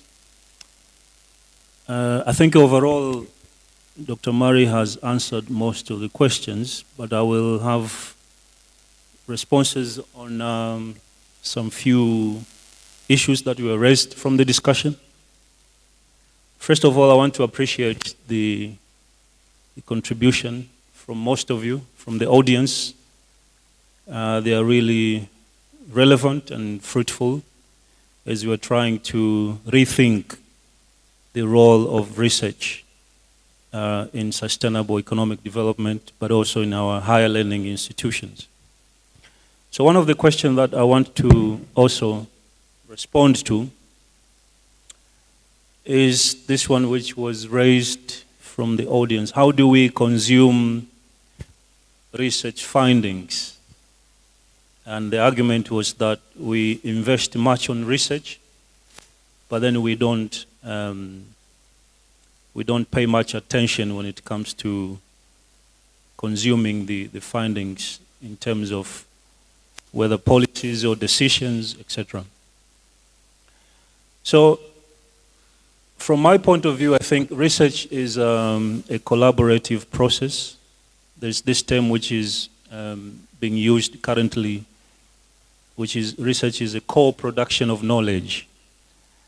So the practice is that you don't hide yourself in a room and design a research. You have to involve those that you are going to, the subjects that you are going to research upon. And if that's the logic, then you're supposed to involve them every step of the way, including when it comes to sharing the final product of your research. So as a way forward, I think we can start from within. We have graduate students, undergraduate students.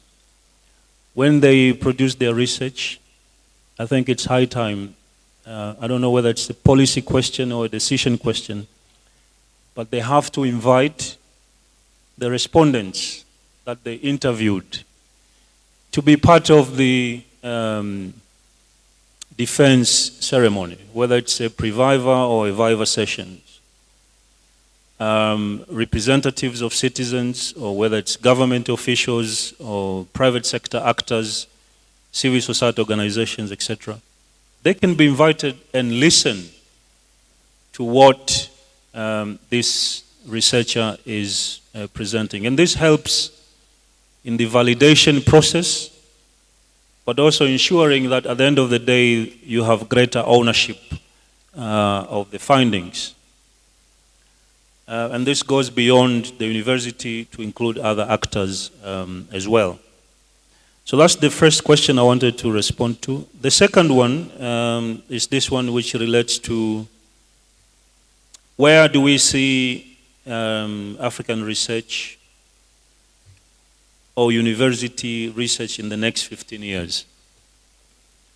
I think this is a critical question, and it has to do with investment. There's one of a colleague from the audience pointed that we need to invest more in research in order to yield the results that we are looking for. So I fully agree that there has to be much investments in terms of resources, in terms of personnel, but also in terms of technology.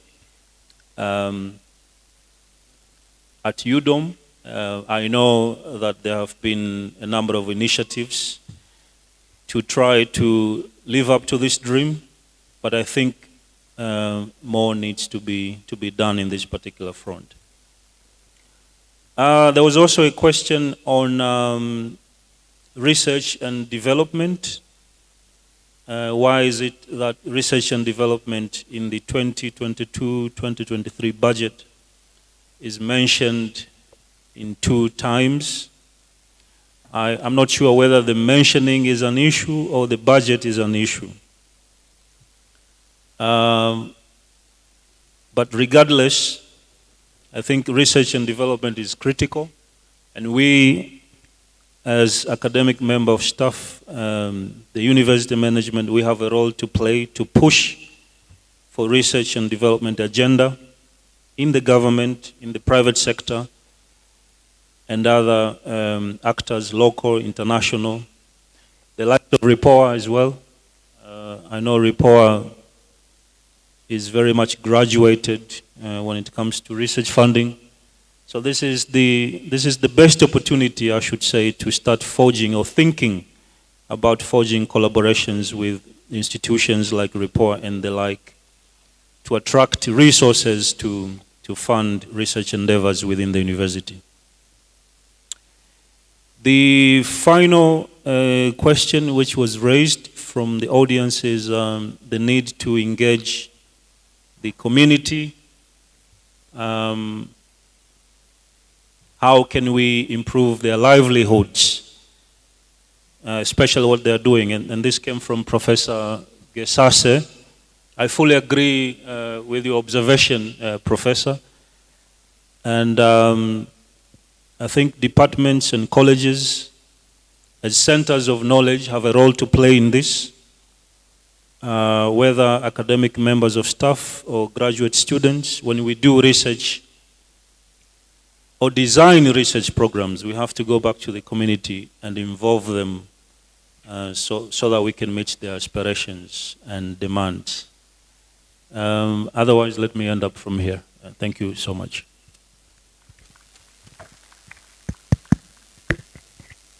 VC, you're welcome. Thank you very much.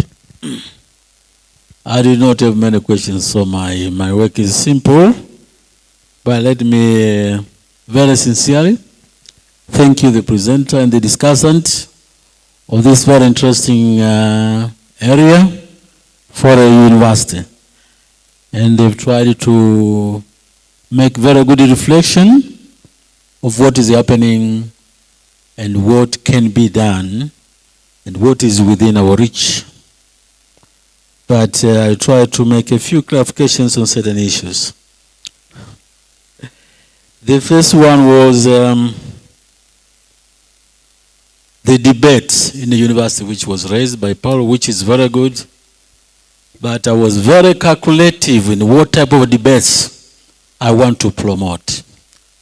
Not just the debates. Research and evidence-based research. That's what I'm interested in. Research which is going to make UDOM seen all over the world, that's doing serious academic work. Academic freedom has always been there, and nobody has ever taken academic freedom from anybody. And if you go and find the evolution of the Academic Freedom Declaration, you're going to see what exactly is embedded in there. It's a very long document. You may have to spend a few days trying to read it. But what I was looking for is like the interaction we have today. Somebody proposing something, and then we as academics contribute to it. This is what I want to happen at the level of the college and the institute and the faculty. So at least that has been very well understood. Regarding the issue of dissemination of our research findings, and my colleagues have said it very well, to be very frank, our policymakers are very receptive of research findings. The only challenge is how do we package them so that they can be easily understood. As simple as that. Most of our policymakers are actually academicians, and they don't undergo any mutation when they change into policymakers. So they understand our language very well. But the question is, how simplified is the final message do we want to communicate to our leaders? And we have to agree that the evolution of our university system is still elitist. On that aspect, we are not very well we are not so much decolonized. We still have elitist educational systems. When we have graduated, we want to be seen we have graduated.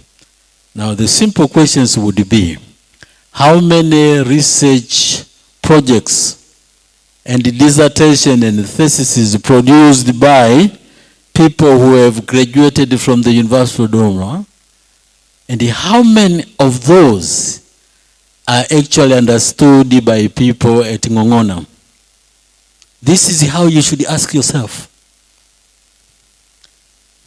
If we are coming from these very communities and we cannot translate whatever we call research into the language these people can understand, we are in ivory tower and will remain to be, and eventually we are going to be irrelevant to them. And especially for us public universities, we are established by the very people whom we think they don't understand our language. The peasants are the ones which have actually contributed to the solution of these institutions. So I think we need maybe to start building our capacity in science and research diplomacy, so that our policymakers can understand, and they actually understand. But how do we argue? Do we argue when we are in the middle of policymakers, like the way we are arguing here as a congregation of academicians? If we do this way, we are not going to be understood. We are going to be perceived as elitists, and our messages are not going to be assimilated. So we have something to do, packaging the information which we have. It is true that budgeting for research is limited. But it is also a fact all over the world. These universities which we know undertake good quality, cutting-edge research. Of course, cutting edge is relative. We can have cutting-edge research which is helping the people in Ngongona. It's not necessary that the cutting-edge research which you are doing in Tanzania has to be published in Nature. That's not the definition. That is not the definition. But most of them, most of the biggest researches are funded by the industry. They are funded by the industry. Now, do we have an industry in Tanzania or we don't? That is the question which we have to ask ourselves. If our industry are the peasants, have we approached them in the simplest way and said, you people in this village seem to be having a certain problem. Now here I'm a professor, I want to solve this one with you. What you need is each one of you to contribute 50,000 shillings and we'll solve this one. That is our industry. Have we done so? Are we ready to do so?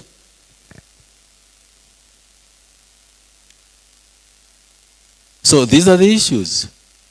And research funding is actually an industry in itself.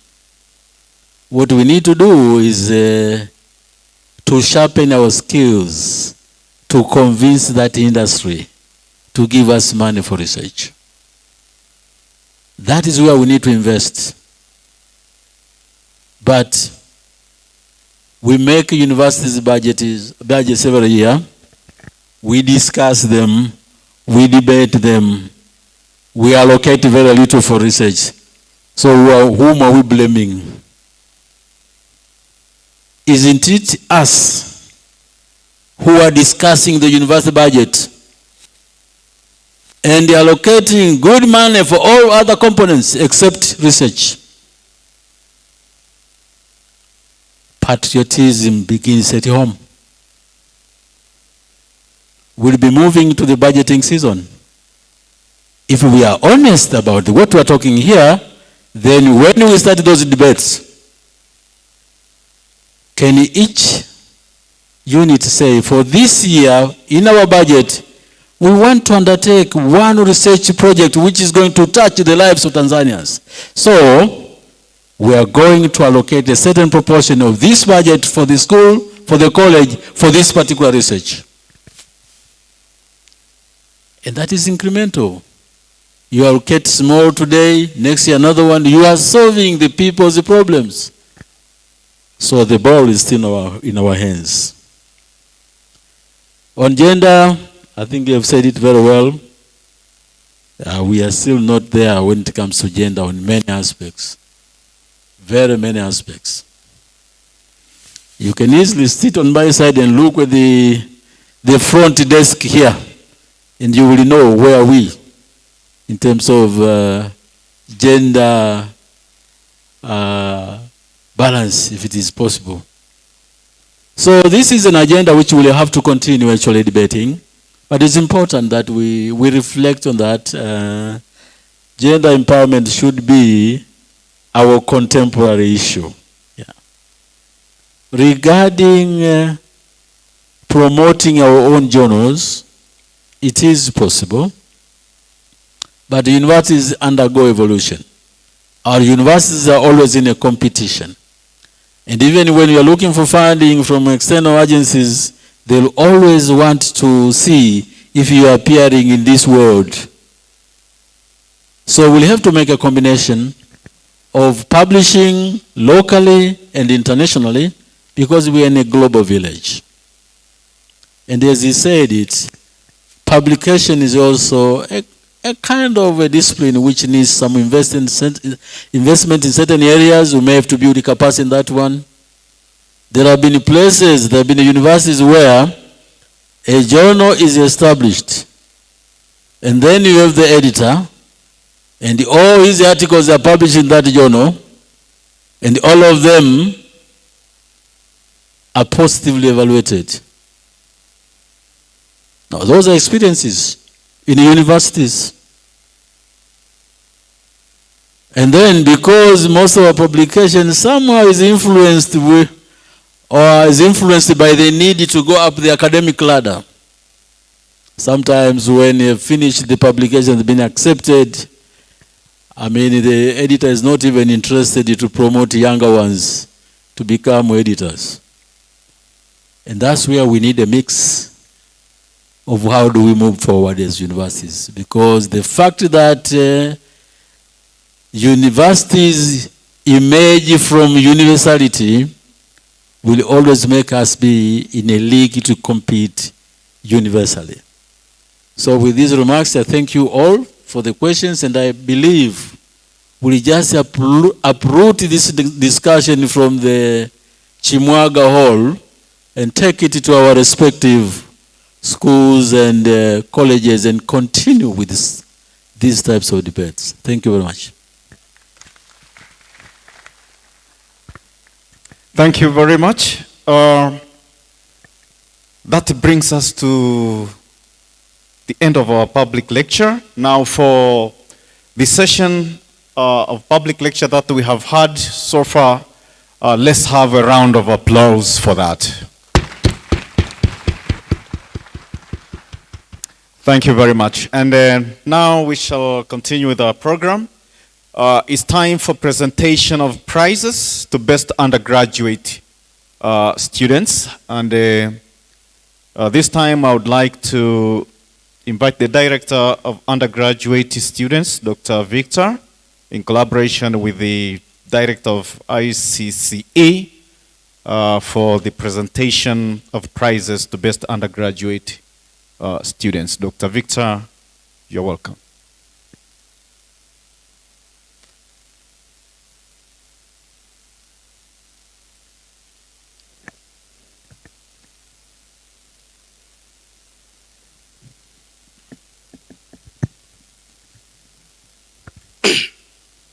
Vice Chancellor, Professor Kusiluka, Deputy Vice Chancellors,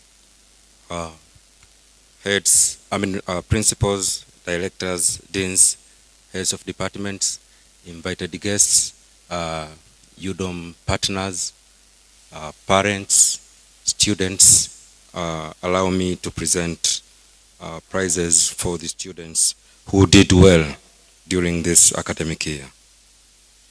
We have various categories of prizes for this academic year. Number one is Vice Chancellor's Academic Award Excellence, of which the criteria was that a student has to attain a cumulative GPA of not less than 4.6.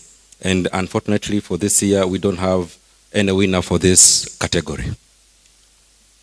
Second category of academic award, Academic Excellence Award, is the Principal Dean's Director's Academic Excellence Award.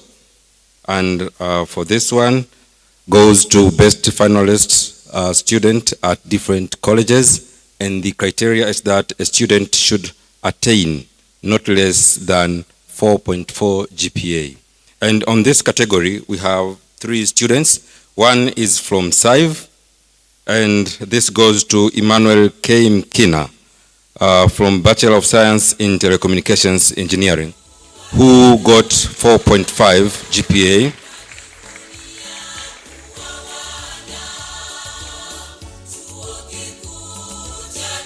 And his award worth 500,000.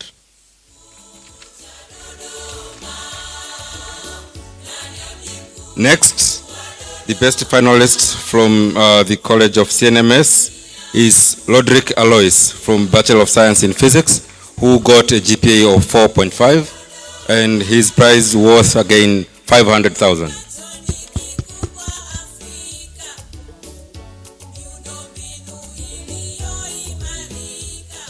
Next is Director Academic Excellence Award from Confucius Institute, and this goes to Vandalin J. Mgali from Bachelor of Arts in Oriental Languages, BA Chinese, who got a GPA of 4.5, and his award worth 500,000 again.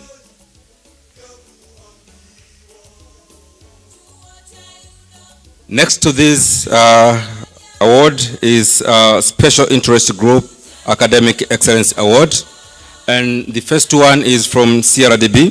CRDB is called CRDB Bank Academic Excellence Award, and this will again go to the best finalist student from the colleges. And the first prize goes to Emmanuel K. Mkina from Bachelor of Science in Telecommunication Engineering, who got a GPA of 4.5. And his award worth 500,000. The next prize from CRDB Bank goes to the best finalist from CNMS, who is again Roderick Alois from Bachelor of Science in Physics.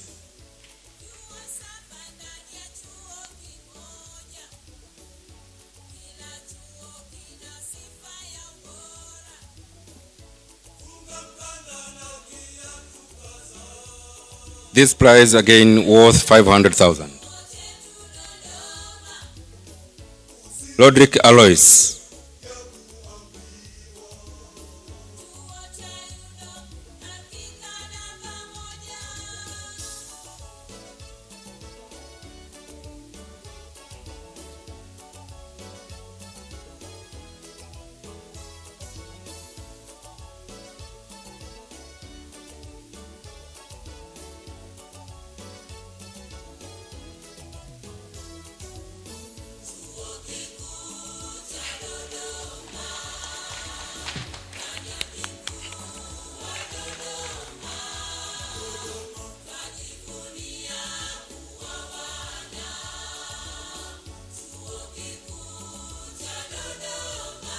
Next is Roderick Alois from Bachelor of Science in Physics.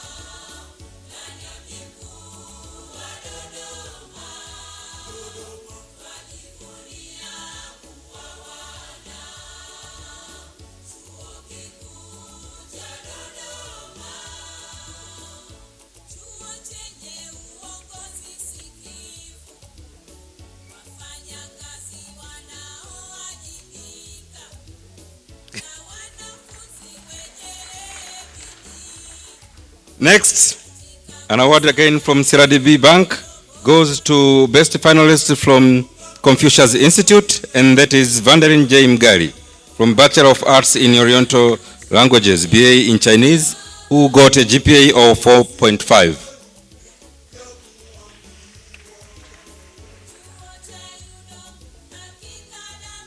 Vandelin J. Mgali. The prize was 500,000.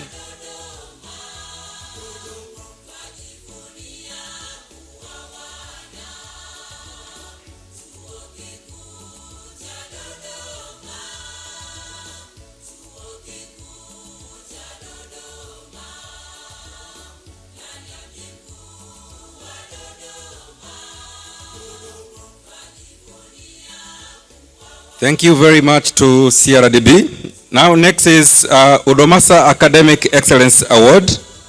And UDOMASA Excellence Award goes to the best finalists from the colleges again. And the first one goes to Emmanuel K. Mkina from Bachelor of Science in Telecommunications Engineering. The criteria for this is at least 4.4, and Mkina got 4.5 as a GPA, and the award was 300,000.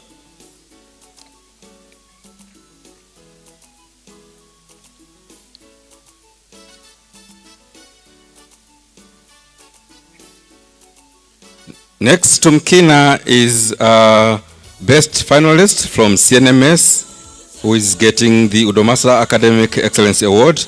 And this is Lodrick Alois from CNMS pursuing Bachelor of Science in Physics. Lodrick Alois.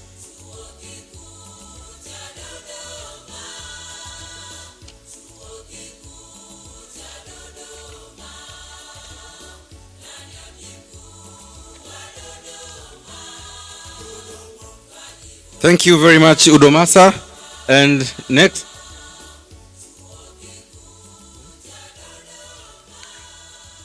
UDOMASA has another category of Academic Excellence Award, and this is offered for the very first time.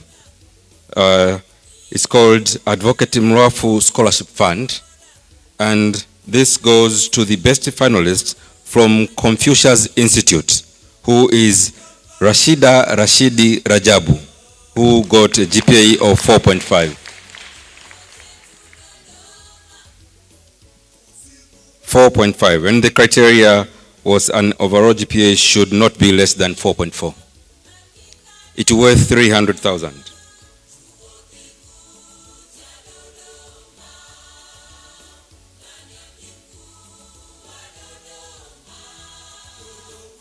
Thank you very much, UDOMASA and Advocate Mrafu Scholarship. Next is Academic Excellence Award from Capital Drill Limited. And Capital Drill Limited has several awards. First is Best Finalist Student in Drilling Project. Best Finalist Student in Drilling Project, and this goes to John M. Bundara, pursuing BSc Mining Engineering. And his award worth $1,000 US. $1,000 US. John M. Bundara.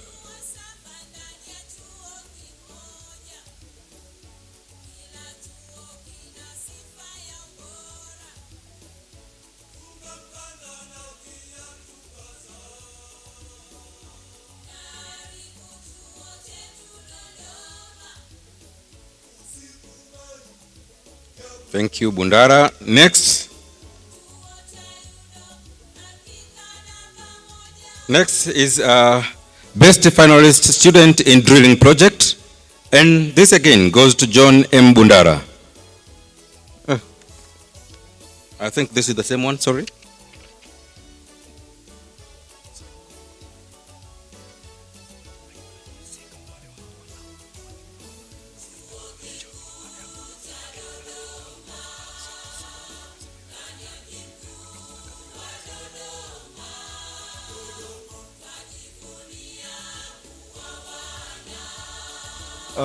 I'm sorry, there is something that I want to make clear. it is the VC who gives the prize. So if the prize is from some sponsors, fine, they can be there to have a photo, but the first photo should be the VC giving the prize. I think otherwise, others we can just be somewhere after the last person, after Dr. Krigit there for the photo with the awardee. I can see something is not right there.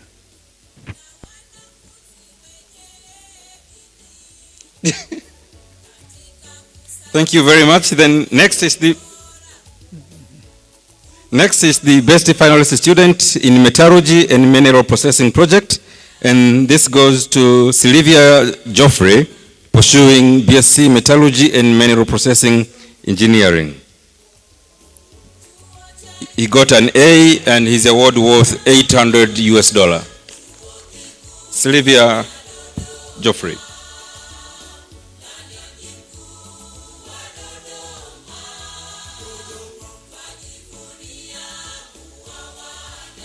She got an A in her project.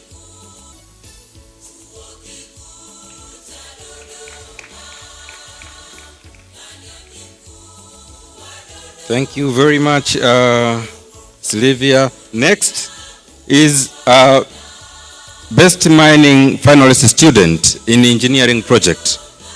Best mining finalist student in engineering project, and this goes to Jensen J. Shumbusho, pursuing BSc mining engineering from COES again. He got an A in his project, and his award worth USD 500. Jensen J. Shumbusho.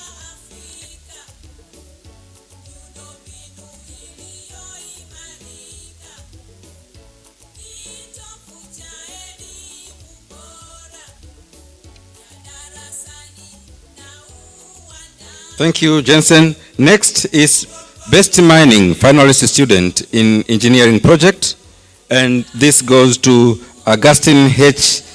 Nyanswe, pursuing BSc mining engineering. Agustino H. Nyanswe got an A in his project, and his prize worth USD 500.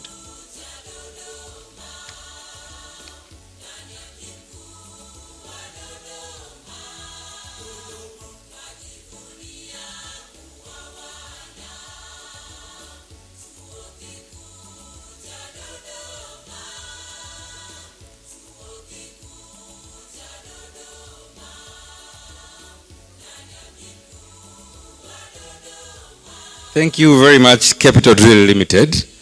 And next to Capital Drill Limited is Dr. Gabriel Nchonde Academic Excellence Award. And this goes to the first year best student in human anatomy. And this goes to Isaki Shirima Vitalis, who got an A in human anatomy. Isaac Shirima Vitalis. The award worth 200,000.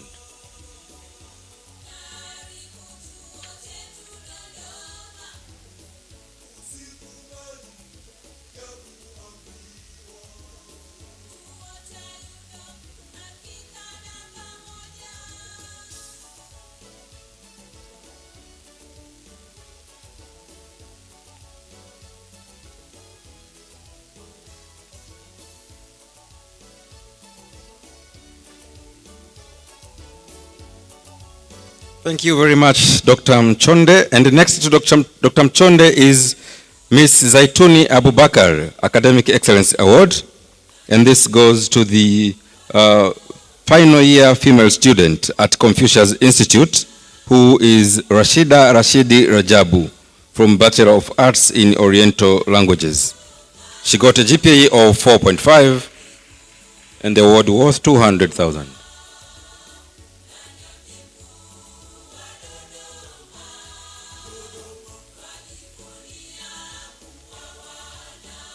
Thank you very much, Ms. Zaituni. Next is Professor Abiudi Kaswamila, Academic Excellence Award. And this goes to the overall finalist student, Department of Geography and Environmental Studies, who is Godwin Gosbert from Bachelor of Environmental Disaster Management. The criteria was at least a minimum of 4.0 GPA, and Godwin got 4.3. His award worth 200,000.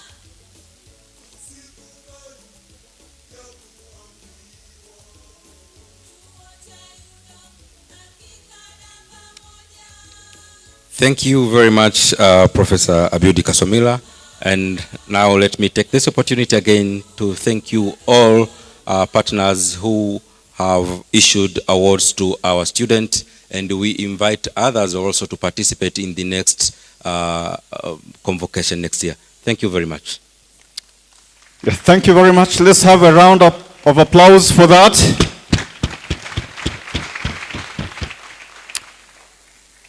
Thank you very much. And right now, according to our program, what comes next is the recognition of winners of the 21st ICRC All Africa International Humanitarian Law Competition. That is what is next. And there will also be the handing over of the trophy. Now, when they walk up for the handing over of the trophy, this will also be accompanied by the trophy that is going to be handed over by CRDB Bank. So at that time, I would like the CRDB Bank officials to be here as well. And so I would like to invite the Director of Undergraduate Studies, Dr. Victor, to introduce and bring the winners of the 21st ICRC Humanitarian Law Competition. Dr. Victor, you're welcome. Thank you very much, MC. The ICRC competition was established in 2000. Since then, since its establishment, no university from Tanzania had won that competition until this year when the University of Dodoma did it. It is on this basis that we recognize these students for such a milestone victory. This victory definitely reflects the quality of teaching at our university over and above other African universities. And now let me invite the winners. Julius Nyangweso, who is a fourth-year student at School of Law.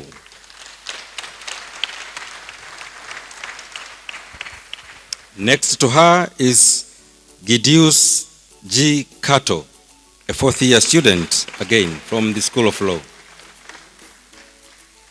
Next to him is Victor B. Mahimo, who is graduating this year. Thank you.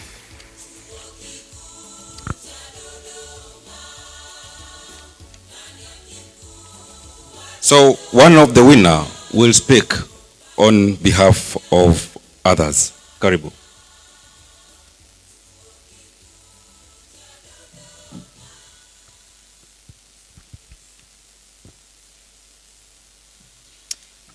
Honorable Vice Chancellor, if it may please you, allow me now to address what we have in our national language. Thank you. Mheshimiwa Makamu Mkuu wa Chuo, Mheshimiwa Naibu Makamu Mkuu wa Chuo, Taaluma, Tafiti na Ushauri, Mheshimiwa Makamu Mkuu wa Chuo, Mipango, Fedha na Utawala, Mheshimiwa viongozi wakuu waandamizi Chuo Kikuu cha Dodoma, na Mheshimiwa Rais wa kusanyiko hili la kitaaluma Convocation Ceremony ya 13 Chuo Kikuu cha Dodoma, Mheshimiwa wakuu wa ndaki, vitivo, maamidi wa shule kuu, Mheshimiwa wageni waalikwa na wanafunzi wote ambao tumeweza kushiriki katika tukio hili la kihistoria, ninawasalimu kwa jina la Jamhuri ya Muungano wa Tanzania. Awali ya yote napenda kumshukuru Mwenyezi Mungu mwingi wa rehema kwa kuweza kutujalia afya njema ya kuweza kuhudhuria tukio hili kubwa la kihistoria na la aina yake ndani ya Chuo Kikuu cha Dodoma. Lakini tunapenda kumshukuru Mwenyezi Mungu kwa mara nyingine tena kuweza kutujalia ushindi wa kwanza katika taifa la Tanzania, lakini pia katika historia ya Chuo Kikuu cha Dodoma kuweza kushinda katika mashindano ya 21 ya sheria za kivita, yani International Humanitarian Law Multi-Court Competition, yanaandaliwa na kuratibiwa na shirika la kimataifa la Msalaba Mwekundu, International Committee of Red Cross, kila mwaka tangu kuanzia mwaka 2000. Na tangu mwaka 2000 hakuna chuo chochote Tanzania kilichowahi kushinda mashindano haya mbali na Chuo Kikuu cha Dodoma kwa mwaka huu tangu kuanzishwa kwake. Aidha, tunapenda kuishukuru management ya Chuo Kikuu cha Dodoma kwa kutengeneza mazingira wezeshi kwa wanafunzi kuweza kusoma kwa amani na utulivu, na hili lina chachu kubwa na hamasa katika ushindi huu. Hatuwezi kusema kwamba bila management ya Chuo Kikuu cha Dodoma tungeweza kuyafanya haya, lakini tunaamini kwamba kila kinachofanyika ni kwa sababu ya uongozi mzuri tulionao na utaratibu wa kuratibu matukio yetu kwa kuzingatia dhima na dira ya Chuo Kikuu cha Dodoma kwa wakati uliopo na ujao. Aidha, napenda kushukuru Shule Kuu ya Sheria chini ya daktari mama na mlezi wetu Dr. Haines Kajilu, ambaye amekuwa na sura mbili kama sio tatu kwa wakati mmoja.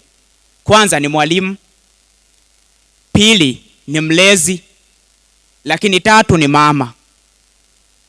Tunamshukuru kwa sababu kupitia uongozi wake ofisi inafikika na wanafunzi tunaweza kupeleka kile tulichonacho na kikafanyiwa kazi.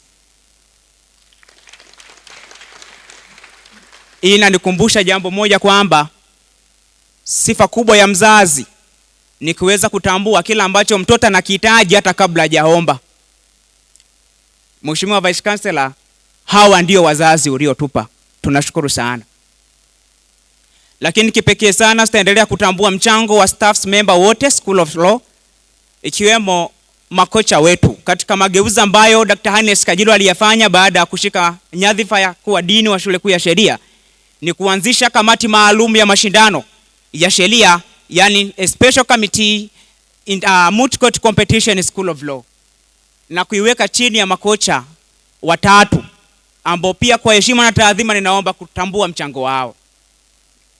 Mr. Leonard Chimanda ambaye ndiye mwalimu wa somo hili na aliyefanya kazi kubwa katika ushindi huu, Mr. Atanas Juma na Mr. Emmanuel Baluti ambao wamekuwa ni wakufunzi wetu ama makocha ambao wanatenga muda wao, fedha zao na gharama zao kuhakikisha kwamba tunafanya hicho ambacho tumeweza kukifanya. Tunawashukuruni sana kwa muda wenu, na kwa sababu hiyo tuseme kwamba adhima ya Chuo Kikuu cha Dodoma ipo katika mikono salama katika Shule Kuu ya Sheria. Aidha, kuhusiana na mashindano kwa ujumla, tulijipanga kushinda, ikizingatiwa kwamba kwa mwaka jana kutokana na matunda ya kamati iliyoundwa na Dr. Kajilu tuliweza kuwa wapili katika mashindano ya kimataifa haya, lakini pia tumeendelea kuwa mabingwa ngazi ya taifa kwa miaka 3 mfululizo, na sidhani na wala hakuna chuo ambacho kitakuja kutunyang'anya ubabe huu. Tumeendeleza ubabe huu kwa miaka 3 mfululizo na kushiriki mashindano haya kwa miaka 3 mfululizo.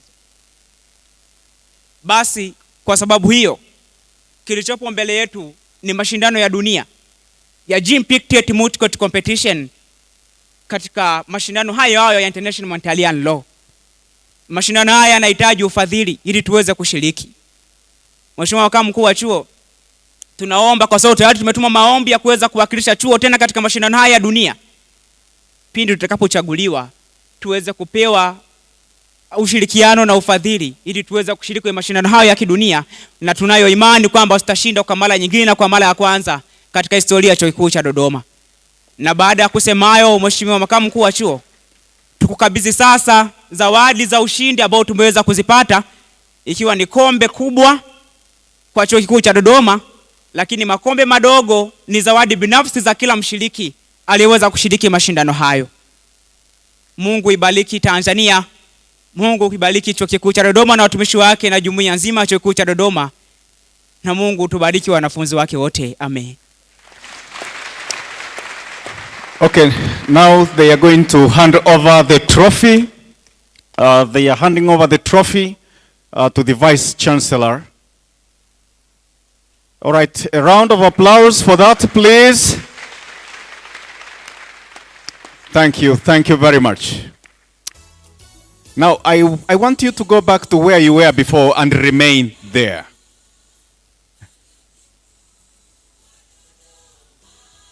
Yes, after shaking hands, please, I would like you to go back to where you were. No, just come and stand at the front here. Just remain here. Now, as they remain there, the CRDB Bank also recognized the contribution made by these winners, and so they also have a trophy to hand over to the University of Dodoma. So I would like to invite the CRDB Bank manager, UDOM branch, to hand over that trophy. It is in recognition of the same that these 3 students have brought to our university as winners of the 21st ICRC All Africa International Humanitarian Law Competition.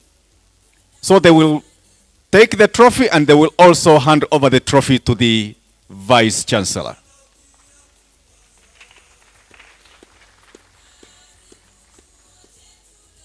Okay, now they will hand over the trophy to the Vice Chancellor.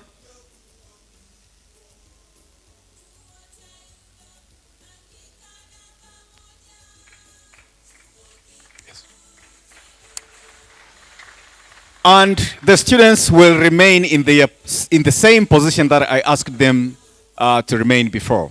And right now, I would like to invite the VC for a word and the awarding of certificates to these students.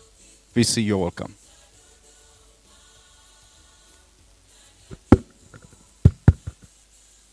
On behalf of the entire community of the University of Dodoma, I would like to congratulate our young men and women for the prestige which they brought back to our university. All of us are very proud of what they've done, and we would like to appreciate the efforts which have been made by the School of Law and the coaches and all others who have been involved in this process. At the end of the time, I'm the winner because I'm actually the one holding the trophies here. So I won. I've get crushed and won. I think it's quite inspirational. You are trying to imagine how much would it cost to have the name of the University of Dodoma known to all the institutions which did participate in these competitions. That is how you should value. And that's how we should value the contribution of the young men and the lady. On this particular case, gender has been very well represented, which is very good. It would have taken thousands of shillings, and probably would have never been known over there. And probably very many people who never heard about the University of Dodoma, they are now scrolling through the website of Dodoma and trying to see what is this institution actually doing? What is the magic behind it? So, my appeal is that all of us should be inspired by what our young people have done. For students and for our staff, we're all supposed to be inspired by this. And as a management, we would like to continue generating winners in all areas of learning at this university. Wherever competitions are staged, and if there is a good arrangement like the one for the School of Law, where people are prepared to become winners, we'll be supportive of those initiatives.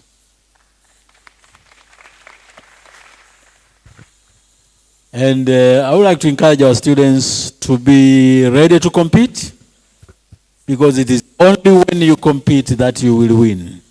You can never win before getting into competition. I heard that sometimes earlier this year, our students who are doing ICT did very well in the African competitions. I think we were together with the University of Dar es Salaam. They scooped the second and third prize. I've been informed that our students who are doing medicine, I think last year they also did well. So all these are indicators that we are doing a good job as a university, collectively. And please clap for yourselves, all of us. Now, when you are a winner, the challenge is, do you sustain that position? And this is actually what is making France having a difficult time in Qatar. It is exactly that. Are they going to lose, leave the cup to somebody else at Qatar, or go back here with it? So my appeal for my young people, some of you will be graduating this year, is that as long as you have managed to put yourself in a position of a winner, your life should be about winning all the way through. Now, winning has one characteristic: discipline. Very important aspect in any winning of a competition. And therefore, you have shown good discipline all the way, from the school, from the university, from the country, up to the continental level. Continue doing that one for the rest of your lives. And when the young man was narrating about the process, I quickly started thinking about whether doesn't he have a constituency in 2025. You see? He should. I think he can appear before anybody and argue his case and get a constituency. Yeah? So that is very good, very inspirational, and I'm pretty sure you have put a record for yourselves. This is an important record, and is an important record for our university. And we hope that Madam Dean of the School of Law and the other academic staff, we are going to sustain this position. That is the desire of the university, and we are going to be supportive wherever it is possible, only when we are assured that those who are going to any competition are actually going to win. If there is evidence that they cannot win, we are not going to support them. So I want to congratulate you and commend you, and I wish you all the best in your studies, and make Dodoma, for those who are graduating, make Dodoma your home. You heard me talking about the importance of alumni reflecting back, and you can see all of us here now are very proud of you, and we would like you to come back any other time if you graduate this year back to Dodoma, because this is the university which made your names written in African books. Thank you very much, and I wish you all the best, and I thank you all who have been involved in this process. And in order to recognize what they've done, we decided to prepare certificates of recognition by the university, because it's important. It is also important to support them to build their CVs for their future, you see. And I would like to appeal, before we hand over whatever there, to all those who have given prizes and have donated prizes. Please have them be accompanied with a certificate. It has value. You know, the 1,500,000 whatever may be used today, but the certificate is going to stay for the rest of the life with the young guys. And it's also going to stay and actually tell a story about the one who decided to give the prizes. So I expect that next year, when you give such prizes, will you give the money prize plus a certificate stipulating whatever type of recognition is there. So thank you very much. Now, what do we have? Dr. Victor, please, you will read the names, and then they will be awarded their certificate. I can read from here. So we have a certificate of recognition accompanied with a monetary prize of 1 million Tanzanian shillings. So, Juliana Nyangweso, please.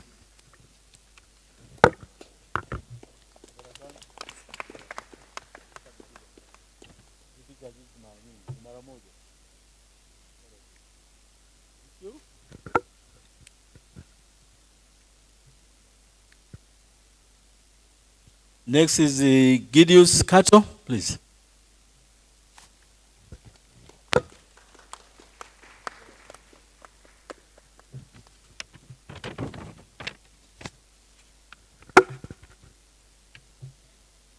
And then we have Victor Massimo.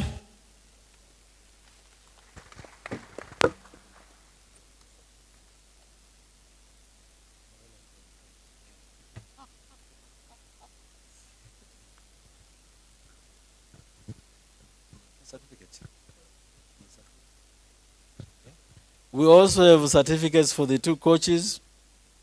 Tunajua wao wana kazi yao, tumeweka hapo hela kidogo. How much is it? 250, angalau watakwenda kunywa soda. Plus a certificate kwa coaches. Are the coaches there, Dean? If they're not there, please take this one for them. Ah, wapo. Good, good.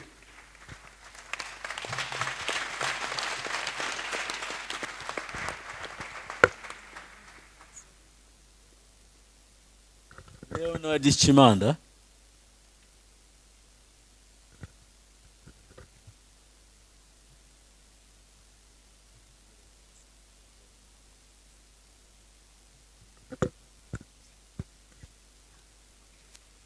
Hawa ndio baadaye watakuwa majaji kule The Hague. Emmanuel Baruti, is he around?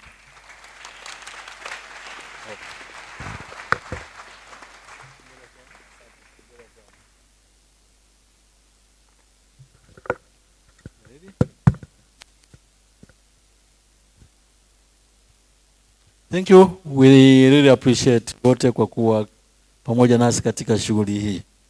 Asante.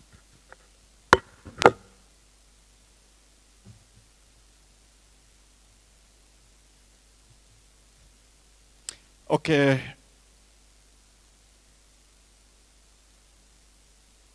The photographers are not done with them.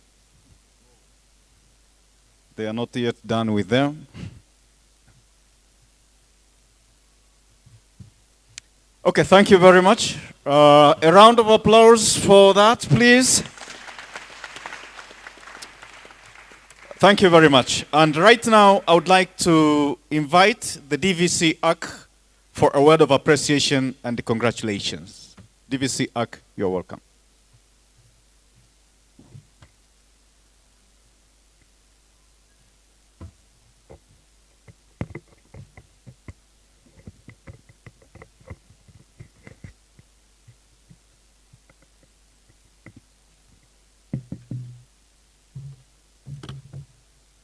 Vice Chancellor, Professor Ogano Kusuluka, the President of the Convocation, Professor Asomila,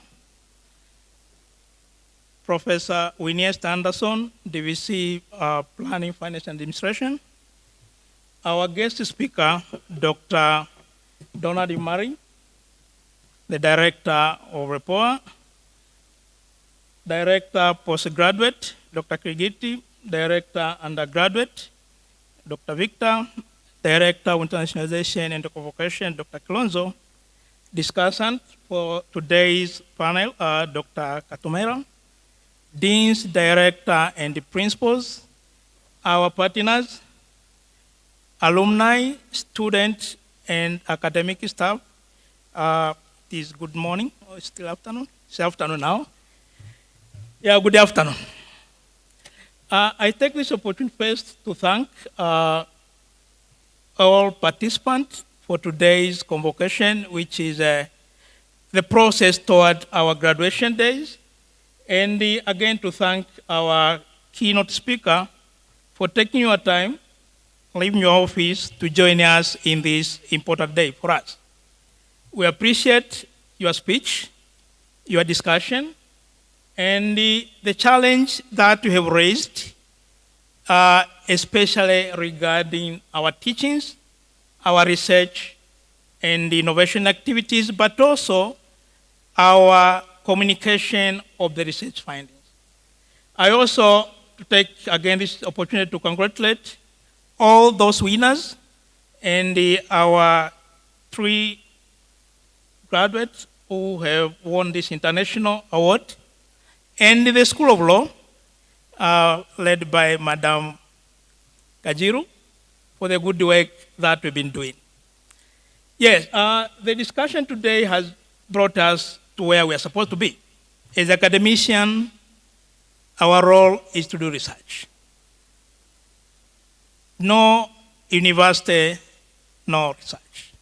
We cannot be known by teaching. We can only be known when through our research, our publications, but also innovations, and how we communicate those research findings to the public. It has been said here already. We have to do what can help the community. Academic institutions, research institutions are carrying the cream bread of the country. So this is where the brain is, and this is where the government, the community expecting to give solutions to the problem that they are facing the community.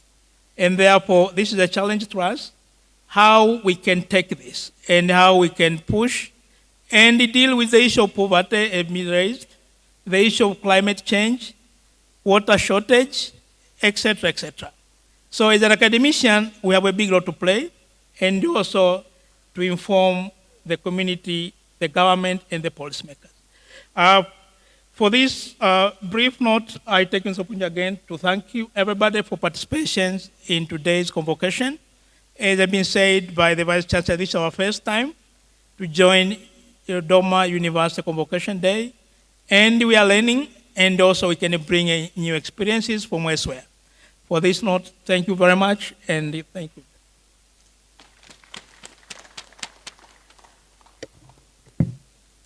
Thank you very much, DVC UC. And according to our program, we have time for group photo. After the group photo, we are going to transform ourselves into annual general meeting of the convocation, all right? So that is what will take place after the group photos that are going to take place soon. And I would like to make clear the groups that are going to take photos. The first one will be the high table plus principals, directors, and deans. That will be the first photo. The second photo will be the high table with heads of departments, heads of different departments who are here. And the third photo will be high table with the best students who were awarded today. And the fourth photo will be the high table with the ICRC winners who have just been given their certificates. And the fifth photo will be the high table with the sponsors, CRDB, Capital Drill, NMB, award, and all other award givers, those who gave individual awards. And the sixth photo will be high table with UDOM and the trade union leaders representing all our staff at the University of Dodoma. And the seventh will be the high table with the organizing committee.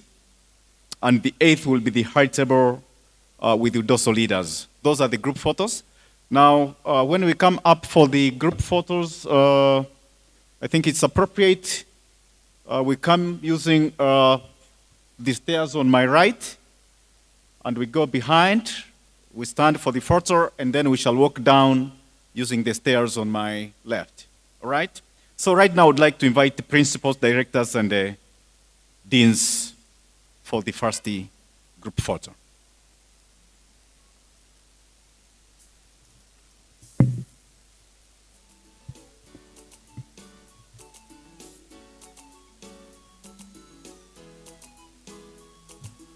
Heads of departments should be prepared.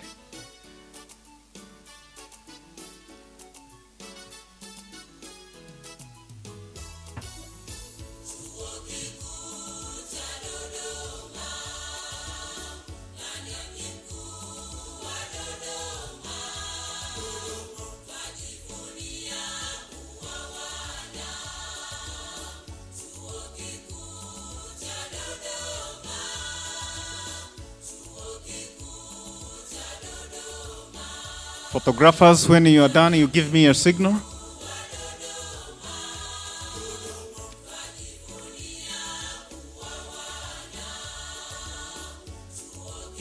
Okay, heads of departments.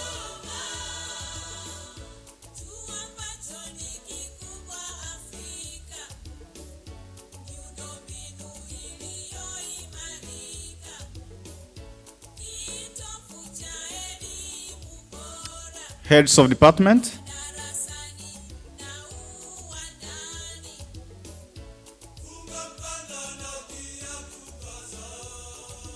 Best students, you can be somewhere around here.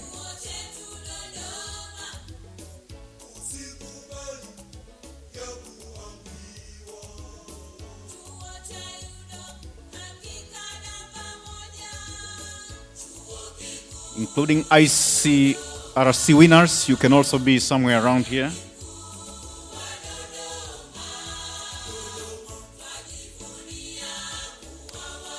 Best students.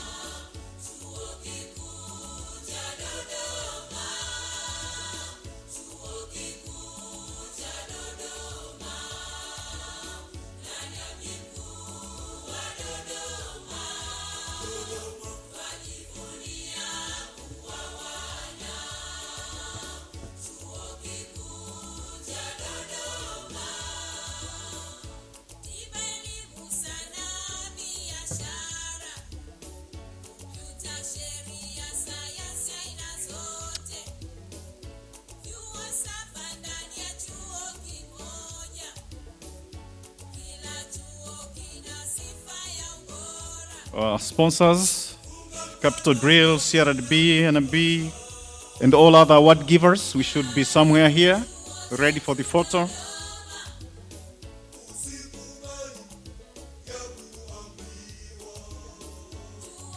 Please, let's.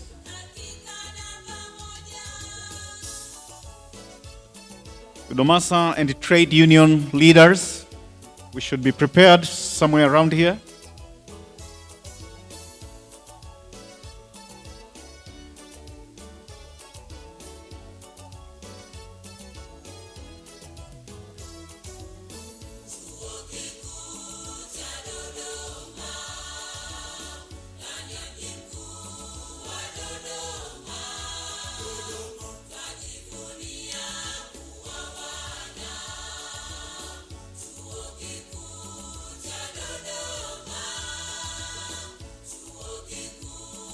Organizing committee, organizing committee,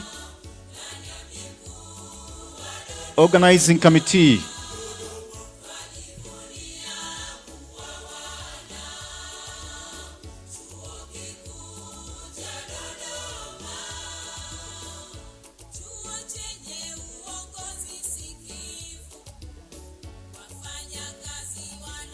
UDOSO leaders, we should be somewhere around here. UDOSO leaders.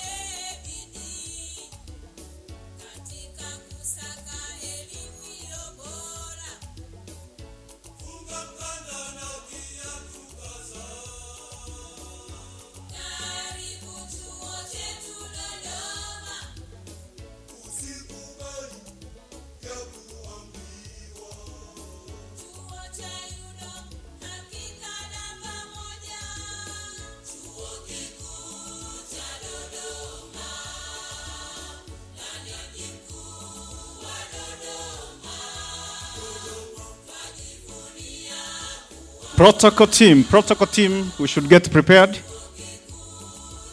Protocol team, we should be somewhere around here. And the last photo, all staff, all UDOM staff who are here, we should get prepared to come for a photo.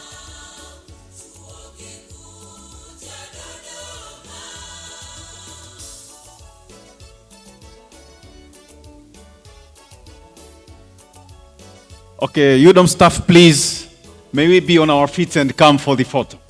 All UDOM staff who are here, please, please, please, please.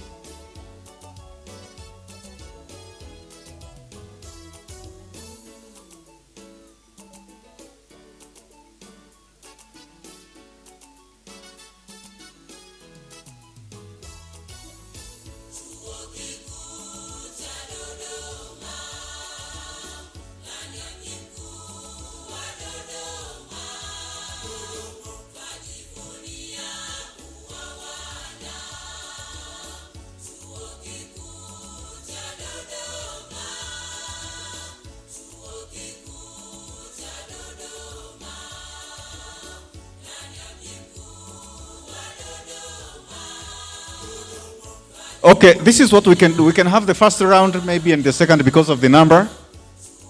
Okay, so this will be the second group. Yes. Let's have the first group first and then we shall have the second one.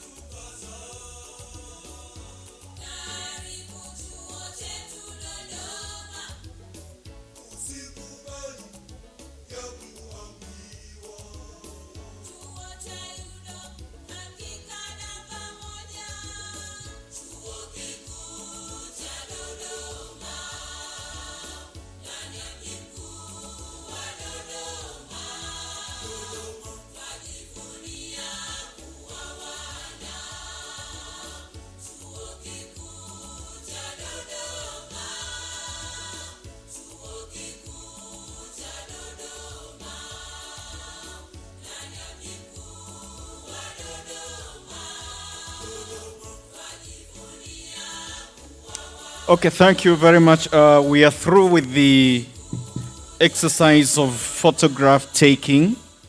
And right now, what happens is that we are going to transform ourselves into the 12th annual general meeting of the convocation. And so if there are necessary adjustments to be done at the high table, then this is time to do that. Otherwise, all of us should remain seated. We are just transforming ourselves into the 12th annual general meeting of the convocation. If there are necessary adjustments to be done at the high table, then this is time.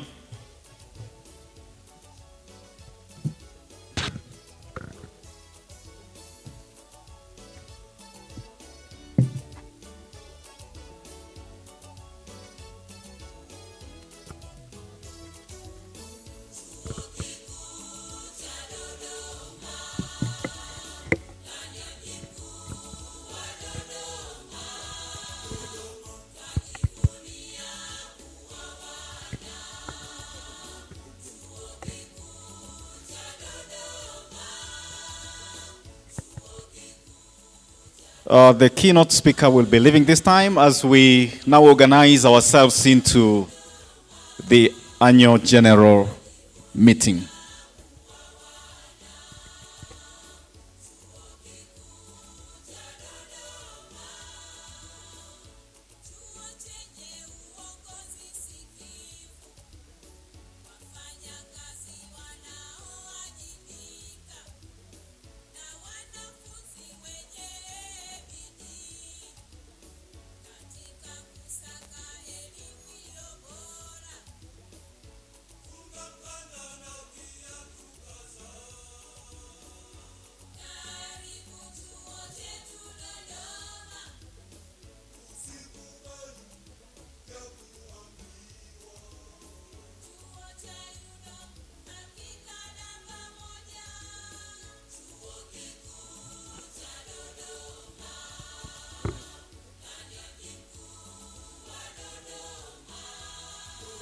Hello.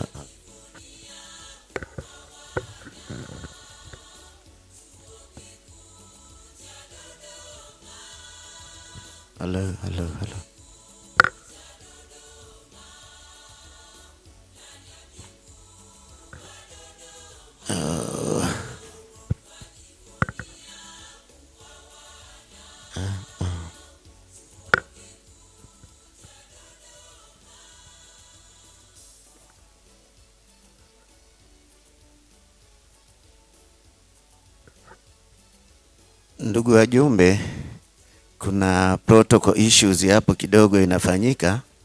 Baada ya hapo nadhani Vice Chancellor na wasaidizi wake wataungana nanyi huko ili tuweze kuendelea na mkutano wetu. Kwa hiyo tuwe patient kidogo wamalizie issue fulani hapo.